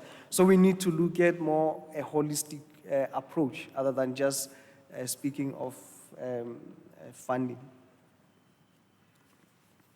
Right. Thank you so much, Hampi, for that in terms of what else needs to be done in addition to funding. And I think this would be a great time to bring in Susan. You are investing in agriculture through the Glide Fund Africa. You could tell us more about it, and also in terms of what your considerations have been in that thought process, in terms of even the comments that have come through from the panelists. Well, I think that the funding is fairly uncohesive around the continent, and this led to a decision that we made last year. And this was because I continue to believe that there are buyers and sellers of capital, but they don't meet very regularly because they don't often know where to find one another. So there's a problem with actually finding the money and finding the target investee. And that is one of the hurdles. And it's actually not a big hurdle, but I think that a lot of groups that are seeking money consistently go after the same targets. And the problem with going after those targets is that it's regularly unsuccessful. So they just get worn down and they get exhausted and then they deflate and then they give up. So you have to have a rhino hide to keep on banging and banging and banging and bootstrapping to get to yes, to get to that money. And I still continue to think there is a problem with where that market meets. So last year, in fact, earlier this year, we decided, myself and a team here in Cape Town decided to launch a fund called Glide Fund Africa, which is a gender lens investing fund that also focuses on disadvantaged entrepreneurs. And I was very happy to speak on the last panel with someone who referred to the disadvantaged entrepreneurs section, because I think that there's a real focus that should be not just on females that require investment in their business growth, but also on disadvantaged entrepreneurs, which is 25% of the fund will be focused on ex-convicts, disabled groups that are more disadvantaged than the generally disadvantaged entrepreneur, which already has got a wall to climb in the first instance in growing a business. So the fund is launching in the beginning of next year, but it came from my understanding over the last decade, and I've managed funds and I've got a permanent capital vehicle and I've looked at finance every which way. It is tiring for investees. It's tiring when you are trying to build a business and you're doing it on your own. Often I come across countless women, and men by the way, but lots and lots of women that are potentially lacking the financial acumen, the bankability, because they don't have security to offer to secure debt against an asset. But either bankability or financial expertise is problematic on some occasions. And so we decided that we would launch the fund and focus not only on providing capital to target companies and investing in target companies and women-led target companies, but also in looking at the mentoring side. And the mentoring side is really vital. And we've heard about the training and mentoring side. Sorry, there's something very loud here. The mentoring side is really vital, and it goes hand in hand with training on business best practice. And in fact, best practice we all are very well aware of through structures, and those are vital when it comes to investment. We all know this. But what really matters is that we pass that through to groups that may not have the same kind of backgrounds as ourselves, and that is where the mentorship is completely critical in my mind. And I've seen this enough on the ground that with a little bit of training, well, in fact, it's not even about the training actually, because a lot of the women that we come across are very well trained. And so I don't even think it's that. Training is vital, obviously, but the groups that we're looking at, on the whole, are well trained, but just badly underserved. And that group that is badly underserved needs to have funding from this whole category of gender lens funds that is now going to crop up, and we're seeing more and more focus on gender lens investing. It's a whole new sector, and it deserves the focus that it's now getting. Thank you so much, Susan. Really sounds exciting, and can't wait for the launch, and congratulations for that. And my next question is to Letitia. Women Development Lead of an organization that has spanned several years, more than a decade, and I'm sure you've gotten the chance to then dive a bit into governance and policy. So if you could let us know what policies in the region can be enhanced to support women in agribusiness. Thank you very much. I think we all agree that, and even this first session has echoed that more than 50% or 60% of women are engaged in agriculture, but yet policies that are supposed to support women in agriculture really needs to be enhanced across the region. And I will highlight 2 or 3 of those. Most importantly is land rights, because there's no agriculture without land. And across the continent, you will find that women who are involved very much heavily in agriculture are the ones that don't own land. Because land is owned by their male counterparts, either husband or fathers or brothers. And for them, very few of them can really say that they own land. And that is a big bottleneck to enabling women to excel in agriculture. So at least policies around enabling women also to own land and be able to have land as collateral when it comes to accessing capital is key. Secondly, policies around enabling women farmers, I don't want to use smallholder farmers as my colleague said, women farmers to be able to access inputs at the right time. Things like seeds, improved seeds at the right time, and also technology to ease farming, because women have been using the hand hoe for over decades. But I think it has to come to an end, and they should be able to have access to things like tractors and other improved technologies that will ease farming and for them to be able to produce more. And speaking about producing more, then you have to look at how they are going to handle post-harvest of their products so that they don't lose and also be able to access markets. And most importantly is the policies around financial inclusion, around accessing capital, as my colleagues have said. So those 3 major areas. Thank you. Thank you so much for that. My next question will be to Tracy. What are some of your ideas on innovating financing in terms of are there probably financial products that can be offered as a basket, ways in which we can think of innovative ways in addition to the traditional capital, to probably grants, that we can think around how to mobilize capital for women in agribusiness? So I'm probably going to borrow from the tech space. I'm fresh off the tech scene from a week ago, and I think the most inspiring thing that I really want to reference is building some kind of digital banking footprint. Without digital enablement, you're not going to create some kind of credit worthiness, which is then going to be the basis upon which you can sell other products. One of the ones that I get asked a lot about, and I'm particularly interested in it, is around insurance.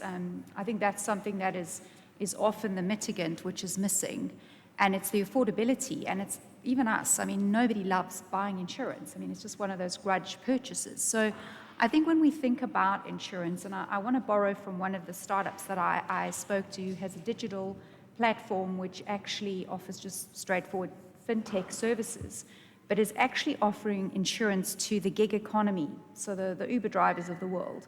Those Uber drivers have the same uncertainty, cyclicality, seasonality that many of our farmers have, and therefore there's a product that's been adapted to it.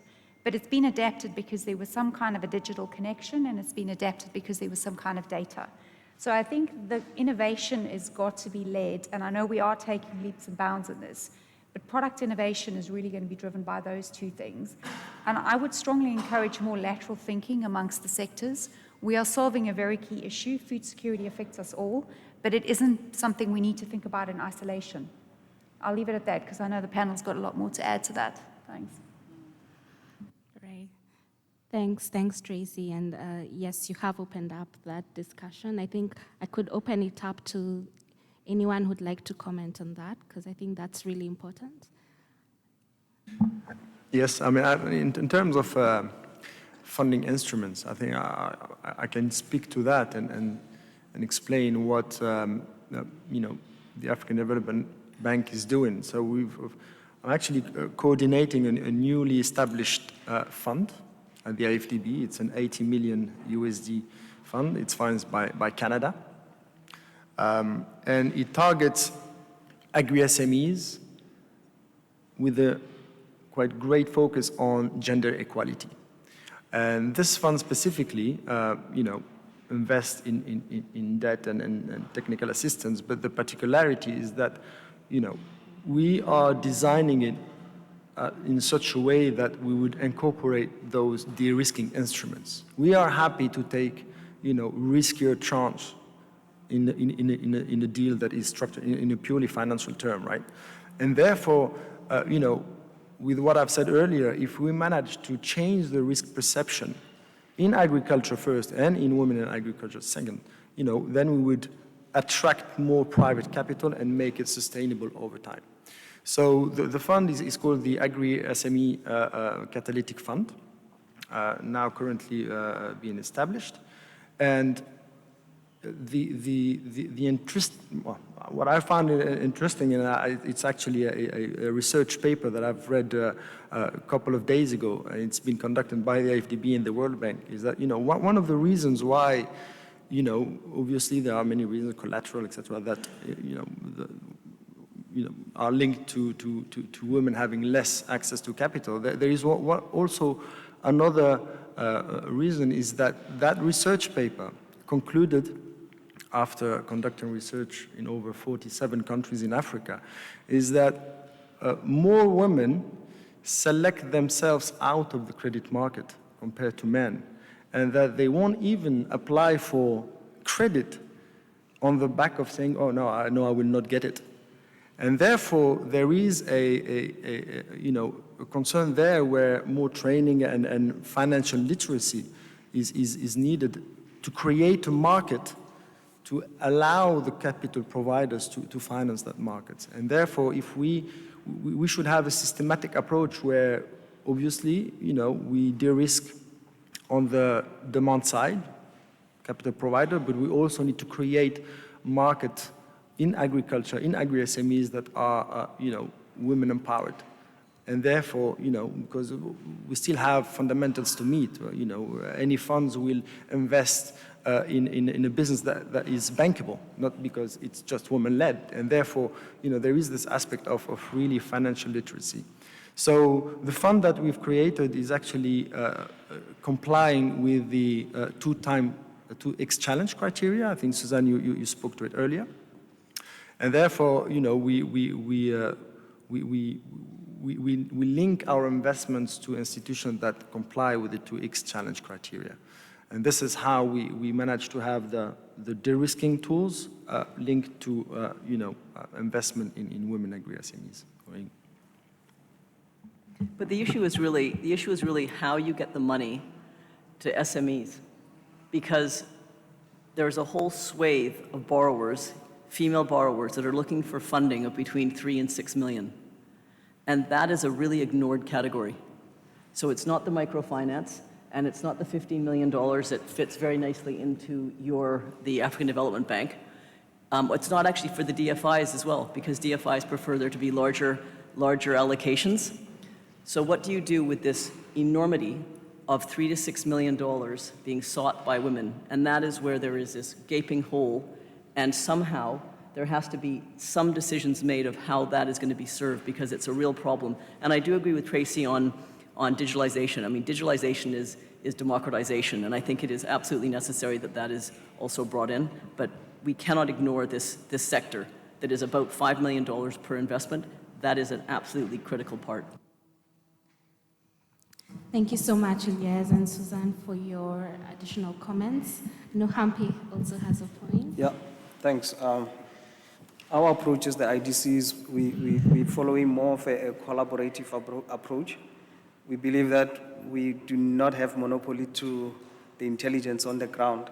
So what we've done, we created a product called SME Connect. It's not only limited to agriculture, but what it seeks to solution for is to work with retailers more as a market. And what is happening, especially in the northern part of South Africa, is that you find that most of the fresh produce is produced in the far north. Then we have larger markets that are in Gauteng, as an example. This produce will be collected, delivered in those markets. So typically a person sitting in Limpopo province where these things are produced, they're likely to pay a little bit more for this produce that has left their backyard, traveled to 300 kilometers away, packed and brought back onto the shelves. So we started working with some of the retailers where they start decentralizing. Some of them even went into an extent of buying into putting up pack houses. Then they will create programs in terms of what needs to be grown by these farmers, buy from them, then pack and distribute locally, and to an extent that maybe such a commodity is required elsewhere, then they will transport it to that place. But we're also working with large processors in a scheme that we call agro-linkage scheme, where we share in risk with the processor. So no one is doing the other favor, it's just a pure business transaction. So the processor is able to secure their throughput while the farmer secure their market. So that's how we try and solution for that. But also, most importantly, again, I'll emphasize the blended funding, making sure that there is an element of, equity in there. If one speaker or on the floor mentioned that we should look at all farmers as commercial but operating at different scales. So sometimes you're having farmers that have potential, but their balance sheet cannot be able to take additional debt. So if we were to have blending in there, we'll be able to strengthen the balance sheet so that they can be able to scale up. Thanks. Thank you so much, Hampi, for your additional input on this really critical point in terms of innovative financing. My next question will be to Sani. Outside of commercial banking channels, what other solutions exist to mobilize capital, especially in rural areas? Yeah, I think when we look at SMEs and they're looking to raise funds, they quite often look at commercial banking first. It's the most visible channel, it's the most familiar. You have a bank account there, it's the place you associate with money. But as both of my neighbors already mentioned, commercial banks have about 5% of their loan portfolio in agribusiness, even though agribusiness might be 20 to 50% of GDP, depending on the country, and over 80% of employment, depending on the country. It was also mentioned that there is money out there, it's just not allocated to agri-SMEs in that sense.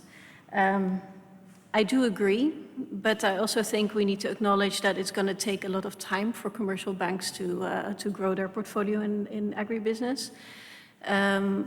A lot of items have been mentioned on that front. Knowledge is a challenge, risk appetite, risk understanding.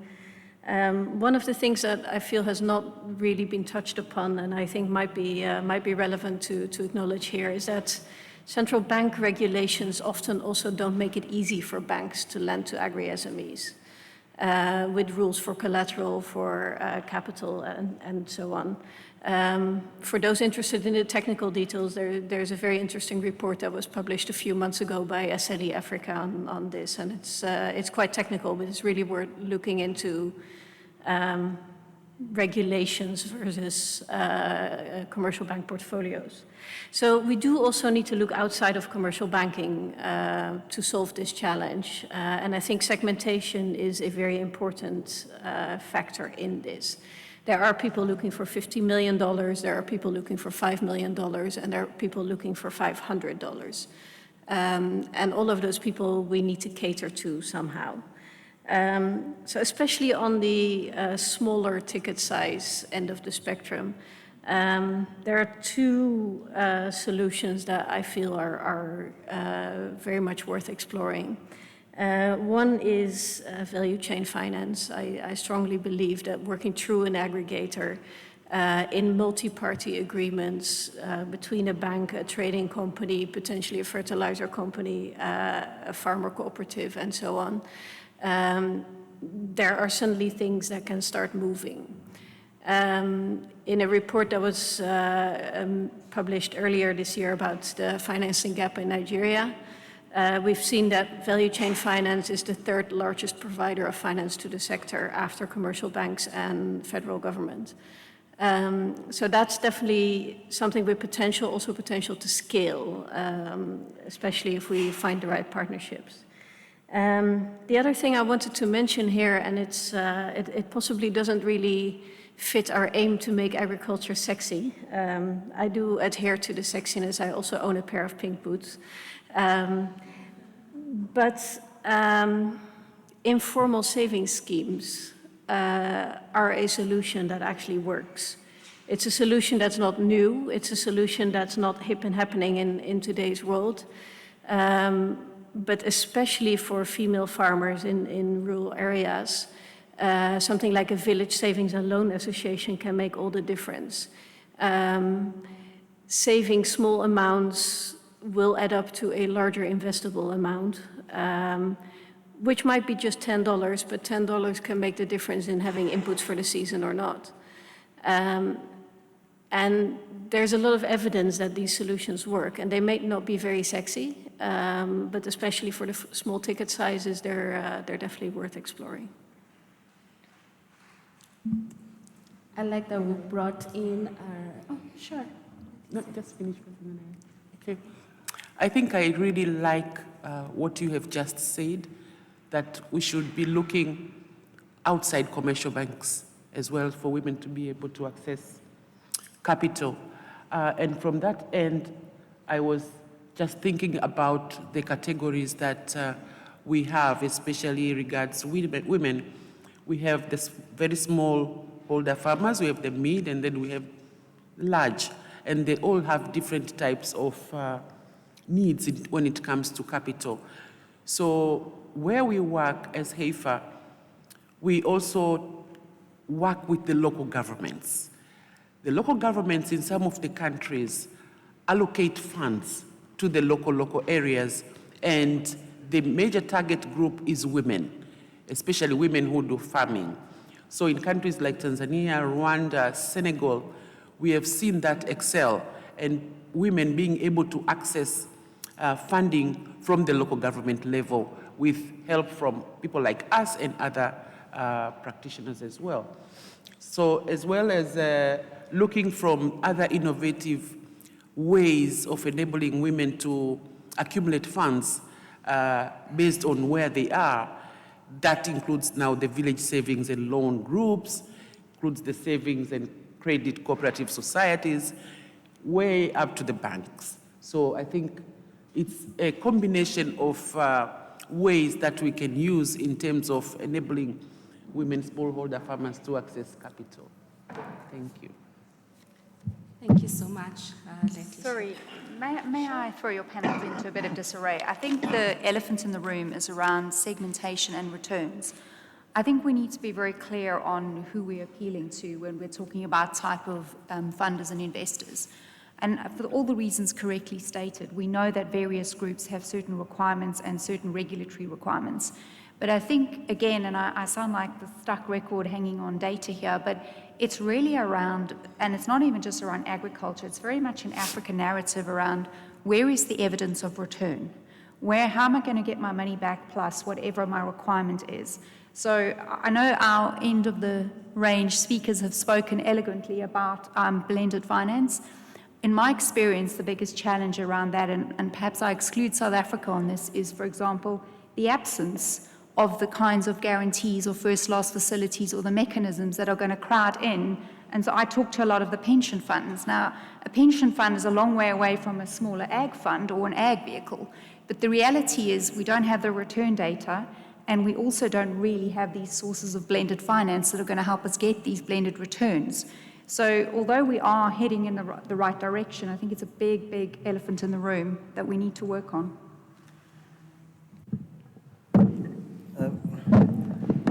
If I may just jump in, we also working through, we invested in funds, two funds. One is mostly active in West and East Africa, managed by women, for women, only funding women-owned entities from processing to as well as primary agriculture. One, we invested $20 million, the other one, $30 million. The one is East and West Africa, the other one is predominantly Southern Africa. So that's where we're having additionality as the organization we can reach. We work through collaborating with such. The problem is the cost of money, though. I mean, we can sort of talk all day about going to a bank, but who wants to go to a bank in Africa to borrow money? I don't. It is the most expensive money I've ever seen. Cost of capital in this continent is exorbitant, it's prohibitive. And you can't run a proper business unless you are prepared to take enormous risk by borrowing from a bank. So that means that you've got very limited options. Your options, frankly, depending on where you sit, as Tracy said, on the spectrum here, but if you want to borrow a few $1 million, your options are either a DFI, but you're too small for a DFI, or they're a fund. They're a venture capital fund. They're an impact fund. And you have to appeal to that fund. But there's not a large audience. And I would appeal to governments here, and I would say that governments have to become much more hands-on and collaborative with private pools of capital to make sure that there is some methodology to get money into this continent for this SME sector. They can support, I think there should be obviously clear-cut support to the small commercial farmers. The big boys that are $20 million and over, $10 million and over can take care of themselves and they can borrow from a DFI. But there is this swathe here that I repeat myself on, but I'm sorry that it's such a big point here. Commercial banks are not accessible to that group because they will not spend 19% in Mozambique to borrow money. They just won't do it. May I? No, actually, it's really to build up on what you said. I mean, the interest rates, it depends on country by country. But, if we look at an ecosystem sort of angle, and I take your comment saying, perhaps in South Africa, there is no such a local guarantee mechanism that will ensure that actually we should, further explore these opportunities with the government. But at the African Development Bank, we've established this kind of, mechanism at the country level. So in Gambia, for instance, in Nigeria, in Kenya, in Ghana, we've established with the local government, but also, in a sort of a tripartite conversation with the private sector as well, is that we've set up those guarantee mechanisms that are supported by domestic resources. And the country itself believes in their agricultural strategy and they put money behind it. Perhaps they might not, target the interest rate, but at least they provide that patient capital and take some of the risk due to the agricultural sector in order to crowd in those private investments. So there is work being done. Obviously, there is work still to be done, conducted on the whole African countries. But the African Development Bank is active in that sense. The way that, just as a solution, because there have been a lot of problems thrown out. So here's the solution. This is one of the solutions that is the most obvious solution. There's a lot of money that is being discussed by various governments internationally as being hard-circled for Africa and to support Africa to grow food, which is obviously critical. That money looks for funds to distribute the money through. Banks, I'll park just for a minute. I don't think banks are going to be as meaningful as some might believe. If you work through funds, then I think you should actively, as a DFI or a development organization or African Development Bank, actually allocate through those funds or through mechanisms that are very obvious. And those funds or other mechanisms should be clear on the ground, because they're not always clear on the ground. So I'm regularly called by people to say, look, where do you find funding? How do you find funding? We're not finding any funding. The DFIs aren't giving us funding. We aren't seeing any development capital. We aren't seeing this. And so what happens is there's a discussion point around this issue, this elephant in the room, but there's very little action on the ground on a regular basis that allows this SME sector to access that money. And that, I think, has to be much more clear, either from governments to their business sectors or from the DFIs on the ground actioning these deployments that are not 15 million, but are 5, and how that is being done. And if it's being done through funds, then there should be multiple funds that can distribute that money. But this is not an impossibility. It can be actually be quite easily allocated and executed, but it's not being done yet. Thank you so much, Susan. Anyone else with comments around that? I think this is a very important debate to have. Sorry, I feel like Susan and I are playing tennis here, but only to say, with the spirit of trying to come up with solutions, some last bit of work that I did was working with one of the Dutch DFI, and that's not to promote them. I know that the British one is doing the same, but the idea that actually they're acting as a third-party fund manager on behalf of somebody else, I think is slowly starting to take hold, where essentially mechanisms such as returnable grants, everybody knows that to get feasibility, you're probably not going to get the money back until something's proven to be feasible. So trying to alter the mechanisms away from the traditional debt, equity, or the hybrid that we know is starting to slowly take hold. But I still, and I think it was said in the earlier panel, I think we need teams that are connected on the ground.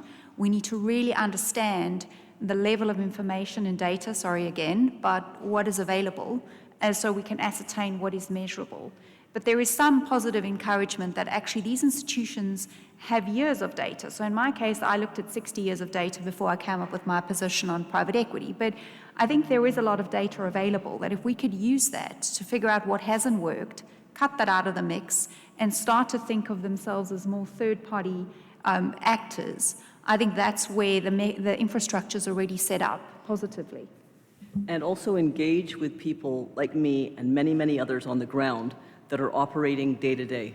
I think DFIs and development organizations should be engaging with probably many of you in this conference room, but people that are here operating, because it's not in the ivory tower, it's actually in the dirt on a day-to-day basis at the coalface and what happens. And then we can give any funder the reality of what we need and what happens on the ground. It really is important to have that dialogue. And actually to be called up to London, I live in London, but to be called up to London, to be called up to Holland, FMO is phenomenal. But to be called into these organizations and just asked to download on what we think that is necessary in order to action this. Great. Thank you so much. Very good conversations. And I also wanted to hear from Sane from the perspective of SMEs and smallholder farmers in terms of this solution. Do you believe they'd also be applicable? Yeah, I think a few of the things is what I mentioned before, right? For SMEs and smallholder farmers, I do think there are solutions building on existing social structures and economic structures, building on the existing trade relations, building on social groups, community groups that already do exist. So I definitely see a solution there. I think the other component in terms of solutions is also a lot of the money that's needed has a long-term time horizon. A lot of the money that's available has a 12-month cycle. And I think we also, as a sector, need to look at different sources of funds. I think not looking at all the challenges at the moment, but I think there would be a natural fit between capital and pension funds and investments in agriculture, because they both have that longer term time horizon in terms of returns. So if we can structure products, funds, etc., that would connect these kind of sectors that currently aren't connected, I think there's a large pool of capital that we could tap into. Thank you so much, Sani. I'd like to also hear from Leticia in terms of those innovative financing solutions. If you have any additional comments on that. Okay, in terms of the innovative financial solutions, I think my colleagues have already said, but then I would want to echo around the use of digital access to finance, and as well as other innovative financing solutions that suit the different women smallholder farmers at the different levels, as I've said before. So the use of technology at this point in time, in this era, is inevitable and is key. So back home in Tanzania, we have been able to work with commercial banks to create products that suitable for women smallholder farmers to be able to access finances where they are without even traveling to come to the banking hall. So that has been very, very creative and very, very accessible to most women smallholder farmers, not only in Tanzania, but also in Kenya and in Uganda and wherever we have mobile services like Vodacom, Airtel, and the like. Thank you so much to the panelists. I'll open it up to the audience. We've had great conversations. We've heard of the challenges, the solutions. If we have any questions.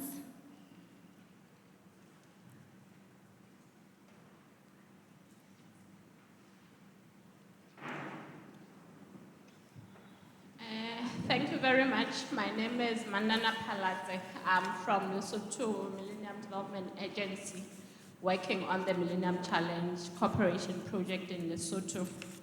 I would like, first of all, to thank the panelists for a very informative session. I have two questions. One goes to Susan. You talked about the need for the government to support that SME sector that is currently not attractive to the DFIs nor the commercial banks. So my question is, do you have like very specific or practical examples of how you think governments can help support that sector such that it can enable access to financing for that group of commercial farmers? My second question goes to eyes from the African Development Banks. You talked about examples of, you talked about the guarantee mechanisms that you are implementing in some African countries. Can you please give us examples of what exactly you have done in those countries and what has been the impact? Thank you. Thank you. Quite apart from collaborating with multilateral organizations, which is step one, the additional components in government support for agriculture are far-reaching, and they include things like easier work permits, less bureaucracy generally. There has got to be easier repatriation of capital. Currency trading is obviously cross-borders is problematic in many countries. It's very onerous in certain countries. But simply to make an investor's life easier in that country with less red tape is a priority. For example, creating economic zones, basically microstations or small regions that are collaborative, that have a number of manufacturing and processing units in one region or one small area. That has been given lip service in certain countries that I've worked in, but sometimes is actioned and sometimes is not. But those kinds of ecosystems are really vital for information sharing and also for tax reduction and any other ways that the government can make agriculture attractive in a country. But these are all systematic, and these are all tried and tested elsewhere in other continents, and governments here should look very closely at how agriculture is promoted in other countries. And the one last thing I would say is, when discussing agriculture, one thing that becomes very obvious is if you want agriculture to flourish, you've got to give cheaper loans to groups on the ground. So there should be some organization from a government level working with multilaterals to provide cheaper funding than bank funding currently is. Yeah, I'll speak eventually on the question to the AFDB. Yeah, so we've developed these mechanisms. So in the countries I mentioned earlier, and these are basically risk-sharing facilities that are financed by the bank and the local government. They target the agri sector. Obviously, we don't have, it's not like a one-size-fits-all, so each of these countries have their own specificities, and the mechanism is designed to fit in the local context. So, for example, in Nigeria, we have NIRSAL. In Ghana, we have GERSAL. A few weeks ago, we just approved the same facility in Gambia. And these are really government-led initiatives. And that's I think, the interesting aspect to it. It's the local government, put some money behind that because they believe in their agricultural sector. So there is a lot yet to be done in Africa. So we are in conversation with many other African countries to establish these local facilities. I mean, at the AFDB, we do have, as I mentioned earlier, the SEFM, the fund that has been established. We do provide some of these instruments, but it's not enough, and we need to create these at a local level in order to have to scale these mechanisms up. And therefore, I can provide more information on the specific mechanism if that is of interest. But these are the countries that has been established. Otherwise, panelists mentioned earlier the agri-processing zones that where it's that where they are being established in the rural areas, and basically is to bring a large processing zone into the rural areas, and instead of having the small farmers and aggregators coming into the cities, and therefore being closer to the products. And the bank has also financed few transactions in that space.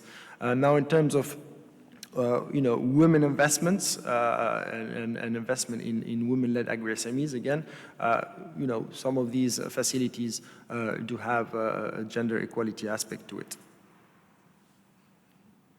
Thank you, Suzanne and Ilyas. We'll take one more question.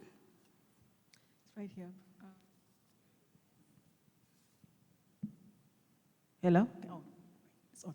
So it's not really, I think it's a question and also a comment, because when we talk about financing, and especially in the agricultural sector, what we see in most of the African countries is that agriculture is almost informal. Even if you have large commercial farmers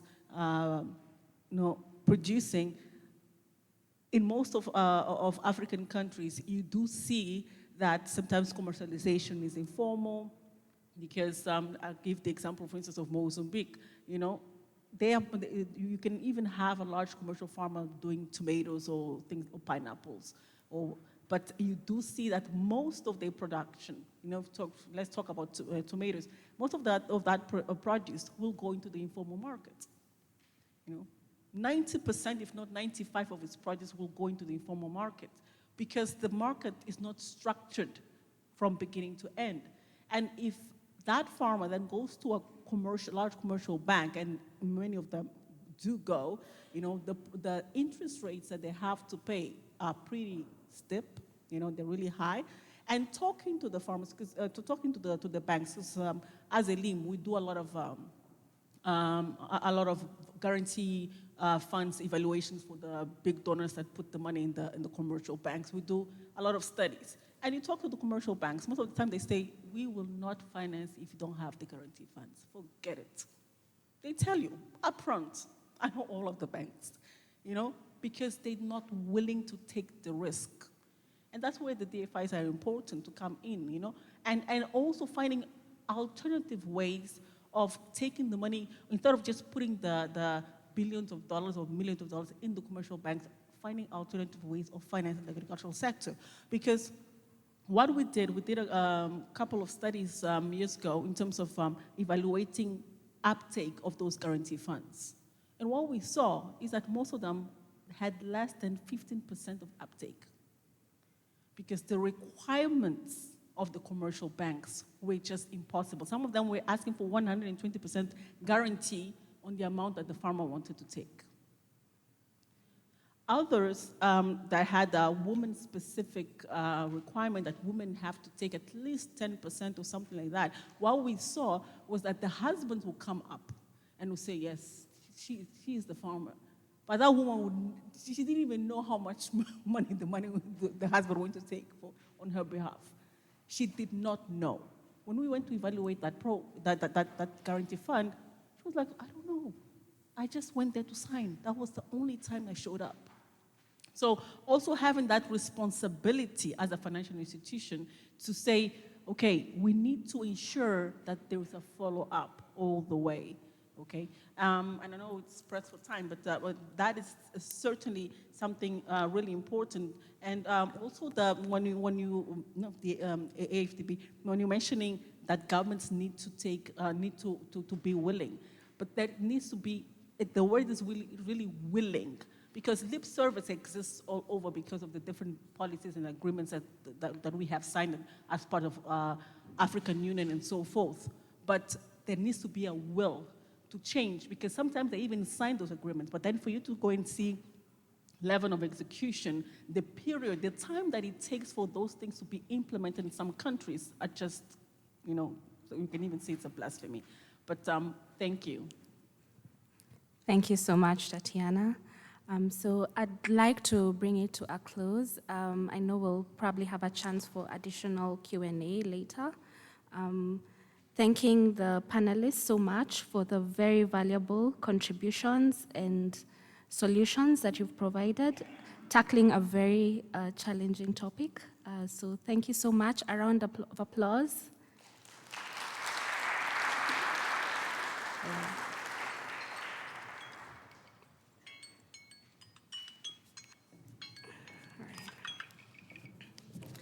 All right. I'll invite my colleague Nashipai, even as we.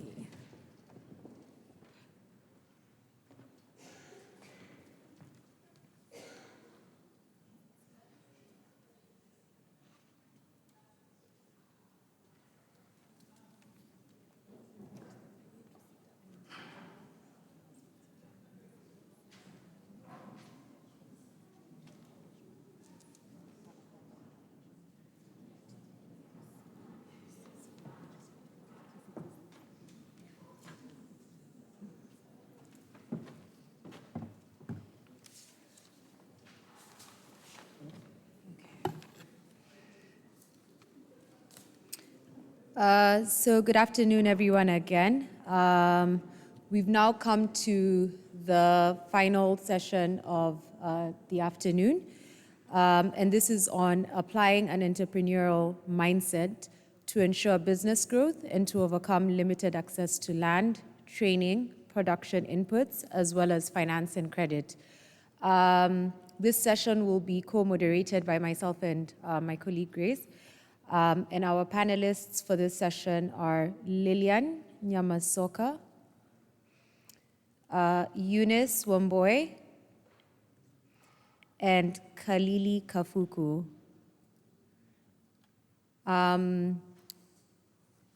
We will keep this final session a bit shorter than the other two so that we give a bit more time to the Q&A before we close today's workshop.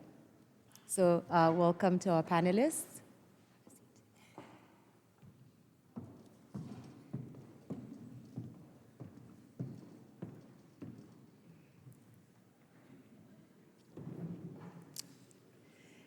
We can see this is a panel that is all women. Yeah, so it's a good way to close the session, to close the workshop today. So let me give our panelists 2 minutes each to introduce themselves. And I'll start with Lillian Nyamasoka. My name is Lillian Nyamasoka. I'm the Regional Managing Director of Shawasha. Shawasha is a women-led business that is into contract farming of agricultural produce. We work with a number of women farmers within 3 African countries, and our goal is to make sure that we enable women for sustainability. Thank you. Thank you, Lillian. Eunice? Hello, my name is Eunice Wamboi. I'm an investment manager at Founders Factory Africa. So Founders Factory Africa is a venture capital fund investing across sub-Saharan Africa in fintech, health tech, and agtech. Looking forward to the discussion today. Thank you, Eunice. And Kalili? Hello, my name is Kalili Kafuku, Head of Sales for Kazietu Limited. Kazietu Limited is a social enterprise that aims at transforming how goods have been traded across Africa through local value addition. We define social enterprise based on 3 pillars, one being market job creation. We employ women, vulnerable women, who most of them lack formal education, and also most of them are single mothers. And also we produce and blend different products. Basically right now we have tea product called Tanzania Tea Collection to sell inside and outside of Tanzania. Thank you for those introductions, and thank you for being part of this panel discussion. So my first question will go to Eunice. Eunice, you can share with the audience how can women-led agribusinesses become more efficient and sustainable? There you go. Thank you. So the issue of being efficient and scalable is very important, especially when you get to raising funding. In the previous panel, we were talking about that big funding gap that comes when you're raising about 2, 3, 4 million. And at that point, what investors are looking at is really, can this be a business that scales?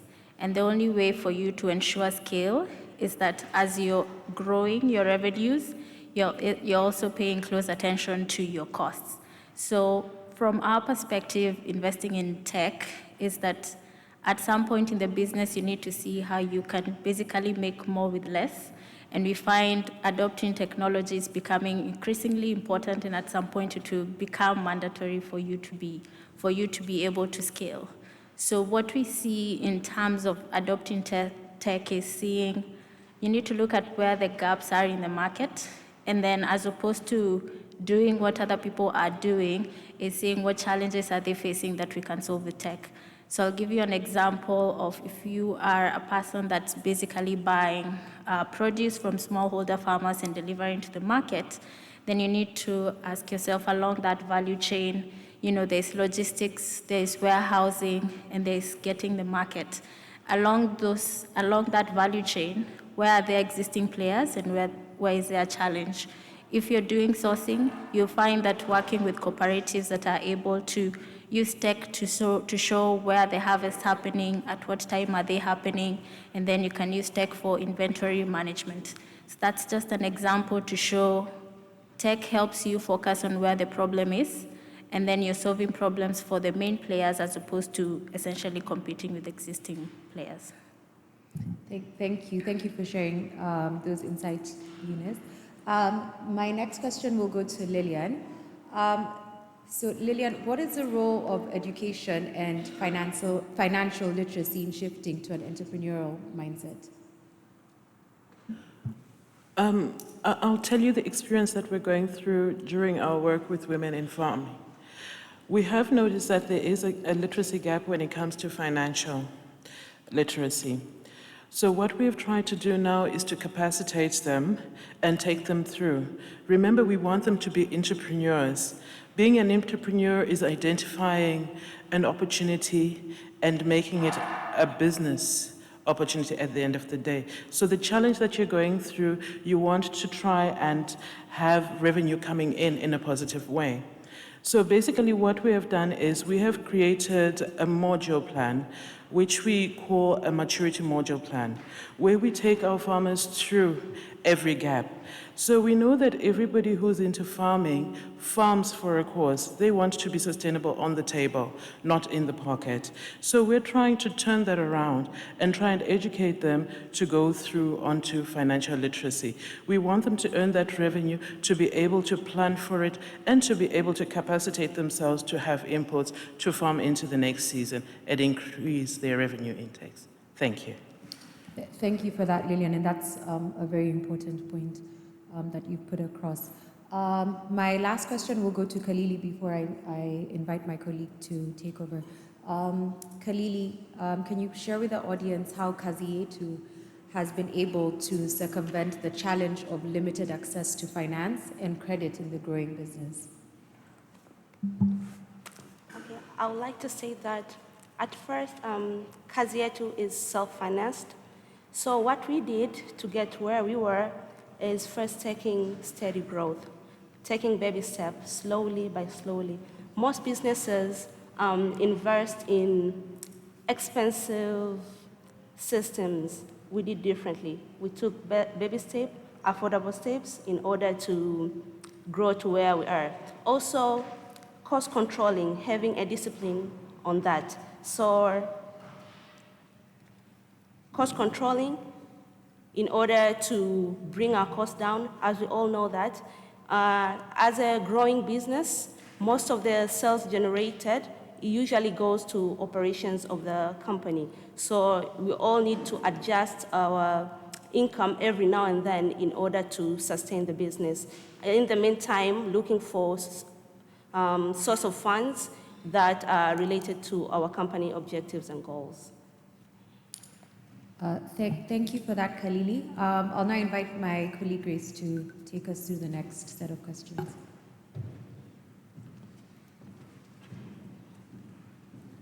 Thank you, Nashipai. So my next question goes to Lillian. How can risks be mitigated for women-led agribusinesses to incentivize women to grow their businesses despite the barriers faced? So we've talked about in previous panels mitigating risks for the investors. How about also then mitigating risks for the women-led businesses to incentivize them to grow? Thank you for that. What we have done is, as we work with the women, we know that when you look at a woman, already I'm a risk as I sit here, because a lot of questions come into play. You're asking yourself several questions. So what we've done is we've looked at the risks around the type of business we're in, which is agriculture. We have a climatic risk, we have a side marketing risk, and we also have the funding risk. So what we have done also is to enable our farmers who are participative to collaborate with us. We have a monitoring and evaluation tool that we use to try and look at the inputs that we've given to them, because we get facilities where those businesses that get the facilities that are not as enormous as we would want them to be, but they have to be paid back onto banks. So at the minute we give out our inputs, it's a risk. So we need to close that risk gap. So what we do is we intensify on our monitoring and evaluations, where we put our officers on the ground to try and follow the progress that is happening within the fields. And the second thing is we have also increased on market prices. Before we take it out, export it out, we would have also closed the gap of risk of side marketing by increasing the price and giving real value to the producers. This is what we have done. Thank you. Great and really good incentives right there. Eunice, how can women adopt a commercial mindset? All right. So first I want to start off by saying, so when we're investing across the three sectors that we look at, fintech, health tech, and agtech, agtech is actually the one that you're more likely to find a business being profitable very early on, as opposed to fintech and health tech, where business takes a while before it becomes profitable. I think where then the math stops being very exciting is when you start looking at just how expensive it is to scale a very asset-heavy business. And most of the time, those are the models that we see in agtech, that our business is infrastructure-heavy and it's asset-heavy. So in terms of having a commercial mindset, I'd say one, track record is very important, and people don't necessarily pay good attention to track record. You need to know your numbers. If you're talking about you're working with different value chains, if you are looking for a marketplace for tomatoes, onions, maize, you need to be able to break down all the units in your business and how each of them is performing, which one is profitable than the other, where you see growth coming from, where you're going to invest more. So track record is very important. The next thing I'd say is margins. I don't think people pay enough attention to margins, because if you are growing your business, but you need as much money as you, so you find that, let's say, for instance, you find a business is growing very well and maybe it's growing at 50% revenue growth per month, but then you find that the costs are also growing 50% per month, then that's not being scalable. So I'd say pay attention to margin and see how can we continue reducing costs as we scale, which is what I was talking about earlier on, including tech. And the third one is work with partners as much as possible. Business scales when there's some focus. So you don't need to do everything. See what you can outsource, see what you can work with partners instead of doing it yourself. But really focus on where is the biggest growth coming from in my business, and how can we double down on that. Great. Really good input for women in agribusiness, I think. Khalili, in the context of risk and what your business is doing within Kazi Yetu, what risks have you been able to take? Of course, those that are taken up positively, some may have caused some challenges, and some may have achieved success. If you could just share a bit more of that. Kazi Yetu was incorporated in 2018. The general idea of Kazi Yetu, I would say it was a risk. First risk, I'll talk about credibility risk. There are big players already in the market who have been for so many years. We were new to the market, so recognition, how are we going to be accepted by the customers? Are we doing the right thing? Then it comes financial risks. So we are putting our money into the business. Is it going to pay off? Things like that. And also market risk in general.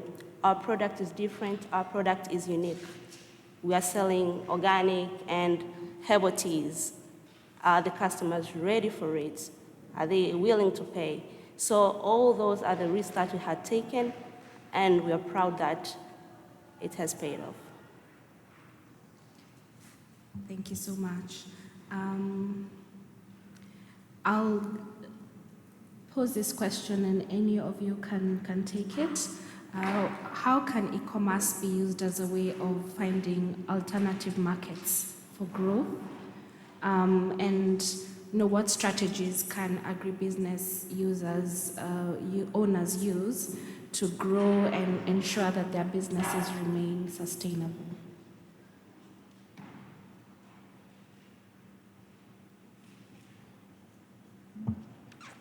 So question on the first part for how you can use e-commerce to do what? So how can e-commerce be used as a way of finding alternative markets for growth? Yeah, so I think the big advantage, and by the way, e-commerce is one of those models that are already getting enough funding. So the good thing is that one, there are many e-commerce platforms that a producer can tap into. I think the main advantage is that if you start your production without thinking about the end market, it's a problem. Getting good prices for the end market, if you're acting as one single unit, is also a problem. I find what helps with e-commerce is just the fact that they are able to aggregate different players and be able to get a good price for them. So I'd say the aggregation part of e-commerce is what is most useful to anybody who's selling on the platforms. Thank you, Eunice. Any comments? So thank you so much. We'll open it up to the audience for questions.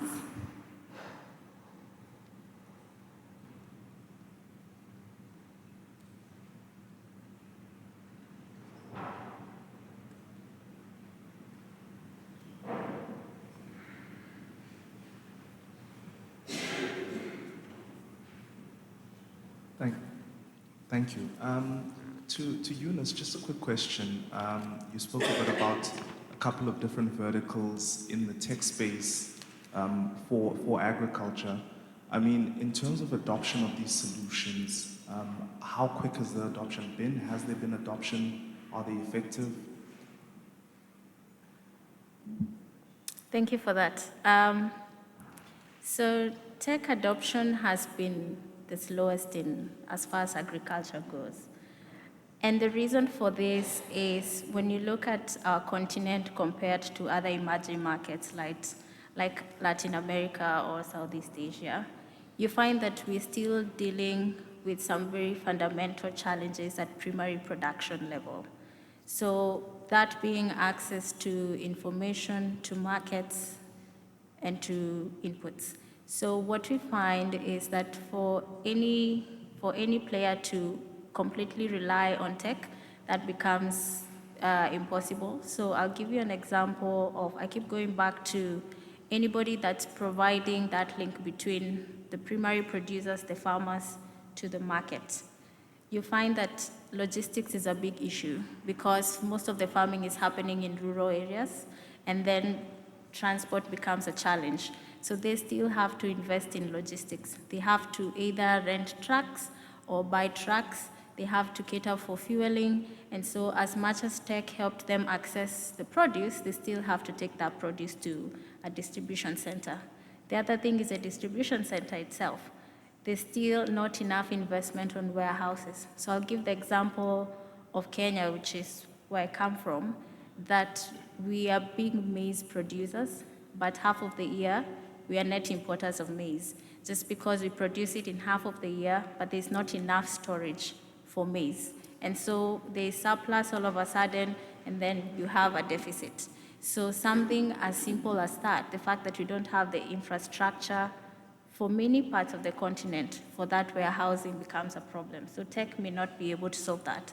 So I'd say it's slow, but as much as an appeal to investors, look at what are you solving problems in terms of primary production or logistics or warehousing. I think those are the core nodes that will help tech become more adopted in the sector.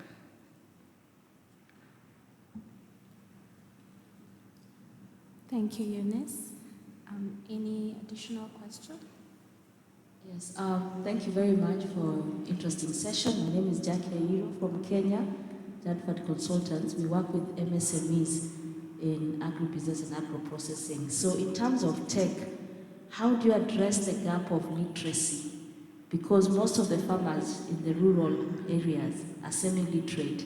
So how have you guys managed to bridge that gap? Because some of them fail to plug into the e-commerce platform because of the literacy levels that they have, and some of them do not even have smartphones. How are you addressing that issue? Thank you. It's an excellent question, and I wish I could tell you that we have found a solution to that. But what the most innovative thing I've seen is that one, if you're investing in an ad tech founder, you will need to be much more than a software developer who understands tech, and you will fall in love with the product you are working on. So this is where connection to the problem that you're solving comes. In most cases, if you're seeing innovation in the ag tech, you need somebody who's actually on the ground and understands these nuances on how smallholder farmers operate with tech. What we've seen work is, one, using cooperatives. So instead of expecting that smallholder farmer themselves to use the tech, use either a cooperative or an extension agent who can then use the platform on their behalf. So for instance, they can go around the fields, they can see this is the harvesting time, and then they can actually load that information on the platform. The second one is you'll see people using USSD. So USSD is the same way that M-Pesa operates in Kenya. It's a tech platform, but virtually, I don't know what percentage at this point. I imagine it's more than 80% of the population that uses M-Pesa, simply because I can take any phone and I can use a USSD code to access the services. So USSD is the main way I see tech interacting with farmers at this stage.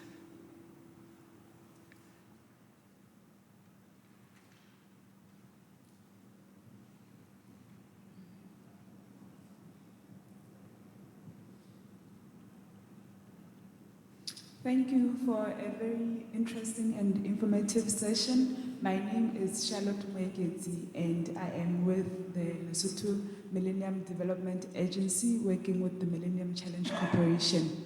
My question is to Lillian. You mentioned that you were involved with contract farming in agricultural produce. So my question would be, what products are you working with? And you also mentioned that you work in a couple of countries. I'm interested in knowing which countries those are. I'm also interested in knowing what challenges you've encountered and how you've managed to overcome them. Thank you. Thank you so much. We are working in 3 African countries, as I've mentioned. This is Zimbabwe, Zambia, and Mozambique. We have faced challenges during the tenure of our business, and our major challenge has been discussed from the inception, that is capital. How we've managed to survive throughout is we have also we've partnered our off-takers who can now pay in advance for the produce we're making. This is why you'll find that even the producers whom are our farmers also earn in foreign currency. So we've tried to create a balance so that that becomes our strategy to survive throughout. We are currently producing cotton, that's our primary product. We have cotton, we have maize and oil seeds, soya and sesame. Thank you. Thank you, Lillian. One last question. Gentleman over there.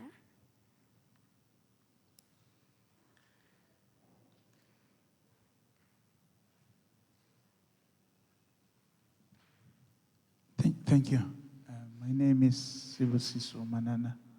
I'm from the Technology Innovation Agency. My question is on the contract farming model. If you could perhaps share with us the model itself, as in it is sustained for some time. How do you select the partners or the farmers for contract farming and onboarding them and training them? And also, how do you work out the arrangement for the income to be guaranteed? As in, you are paid up front, and then you can sustain in that way to pay your farmers or your partners in the contracting arrangement up front, so that you can secure them livelihood before even the produce is being secured. Just share a bit on the model itself. Thank you so much. What we do is we identify our farmers. As I've mentioned, we use the maturity model. We know that as we identify our farmers, everybody is a farmer in their own right. But we want to seize the opportunity to get the right farmer. So we nurture our farmers. We try and monitor them throughout the season so that we can nurture them and contract them. So we have categorized our farmers from gold class going down to initial farmer. So basically what we try and do is we take up every farmer. So as we take up our farmers, we give them the opportunity to produce at certain hectareages. Our first entry farmer comes in at a 1/4 hectare so that we can try and train them on what we would want them to produce and how we would want them to work on their field so that we produce a marketable product at the end of the day.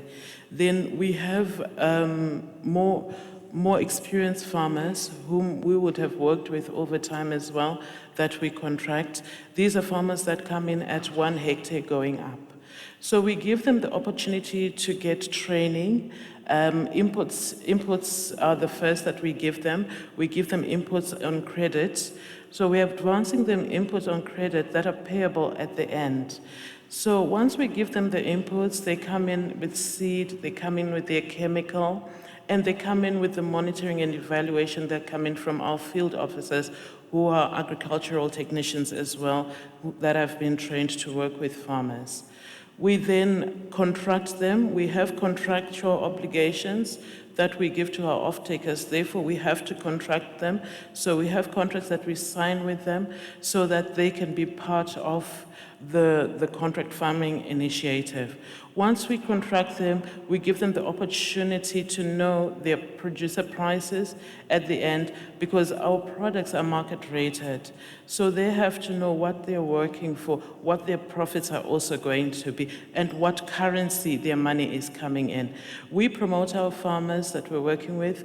We also pay them in US dollars, and we do spot payments.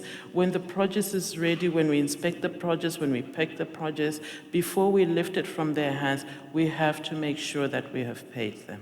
Thank you. Thank you for your input, Lillian. And I'd like to thank the panelists for your very valuable input and information that you've shared. I know we've taken away a lot from your comments. And thank you to the audience for being so engaging. Oh, sorry, I see one last burning question. Hi, guys. I'm Nikita Miller from Agri Colleges International, and to all the panelists, how are you addressing basic life skills? We find that majority of our school leavers don't know basic things like regarding drawing up a CV or conducting themselves in a job interview.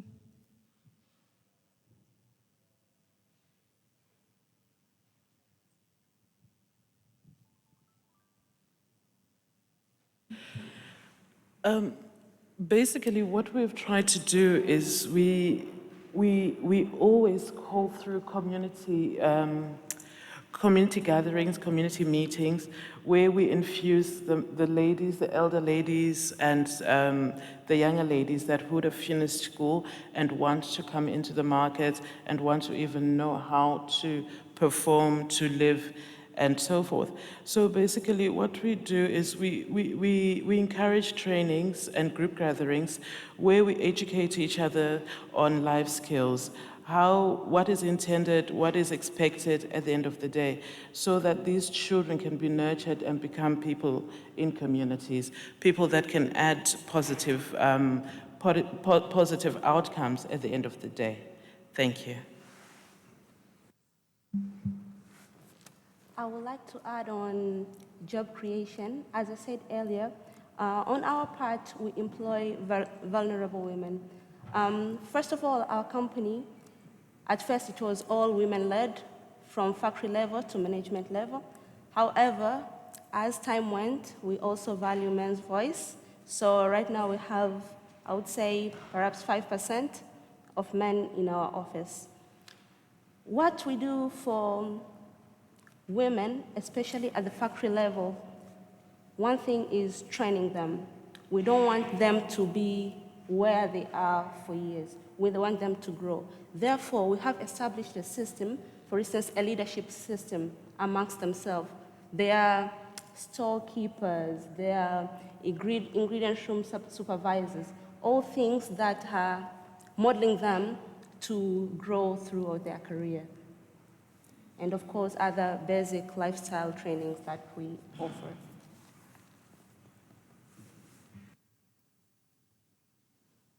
Thank you, Lillian and Kalili, for your input. So I'd like to bring the discussion to a close, and thanking the panelists again. I would like us to give them a great round of applause. And thanking you, the audience, as well, for that great participation, for your questions and comments, which have added value and enriched this very important discussion. So I'll just request our panelists to give you time to get some refreshments. But before that, we'll just have some closing remarks.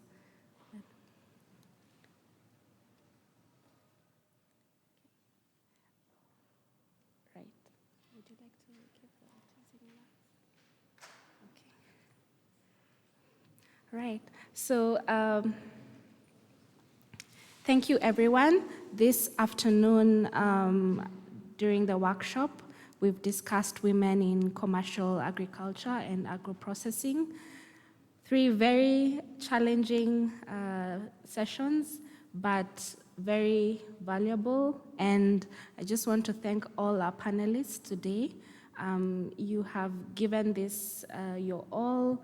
That thought process, that research even before we came into this discussion, that has really enriched the discussions that we've had. And I know we've picked quite a bit of taglines today, but I think one of the ones that is imprinted in our minds is how to make agriculture cool. Both from the investor perspective and also the women in ag. We want this to be sustainable. We want, even as we continue these conversations, next year we want to come with even better statistics, better impact information, just to see that we are actually moving in the right direction. And really excited to be part of these conversations, even as the Fund for Rural Prosperity. One thing we have done is had women at the center of our impact studies, of the funding that we've provided. Our organizations have actually outdone themselves in terms of reaching 35% of the total customers that have been reached were actually women.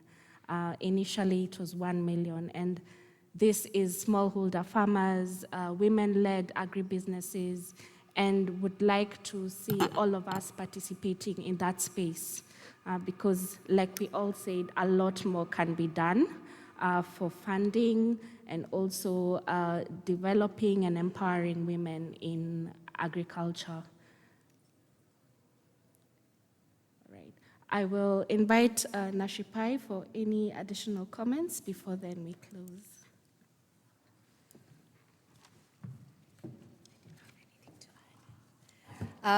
So thank you to everyone. I do not have any further comments to make, but thank you for joining us in this workshop. Thank you to all our panelists. We've had very valuable discussions, and we are honored to have been a part of this workshop. So thank you to the organizers as well.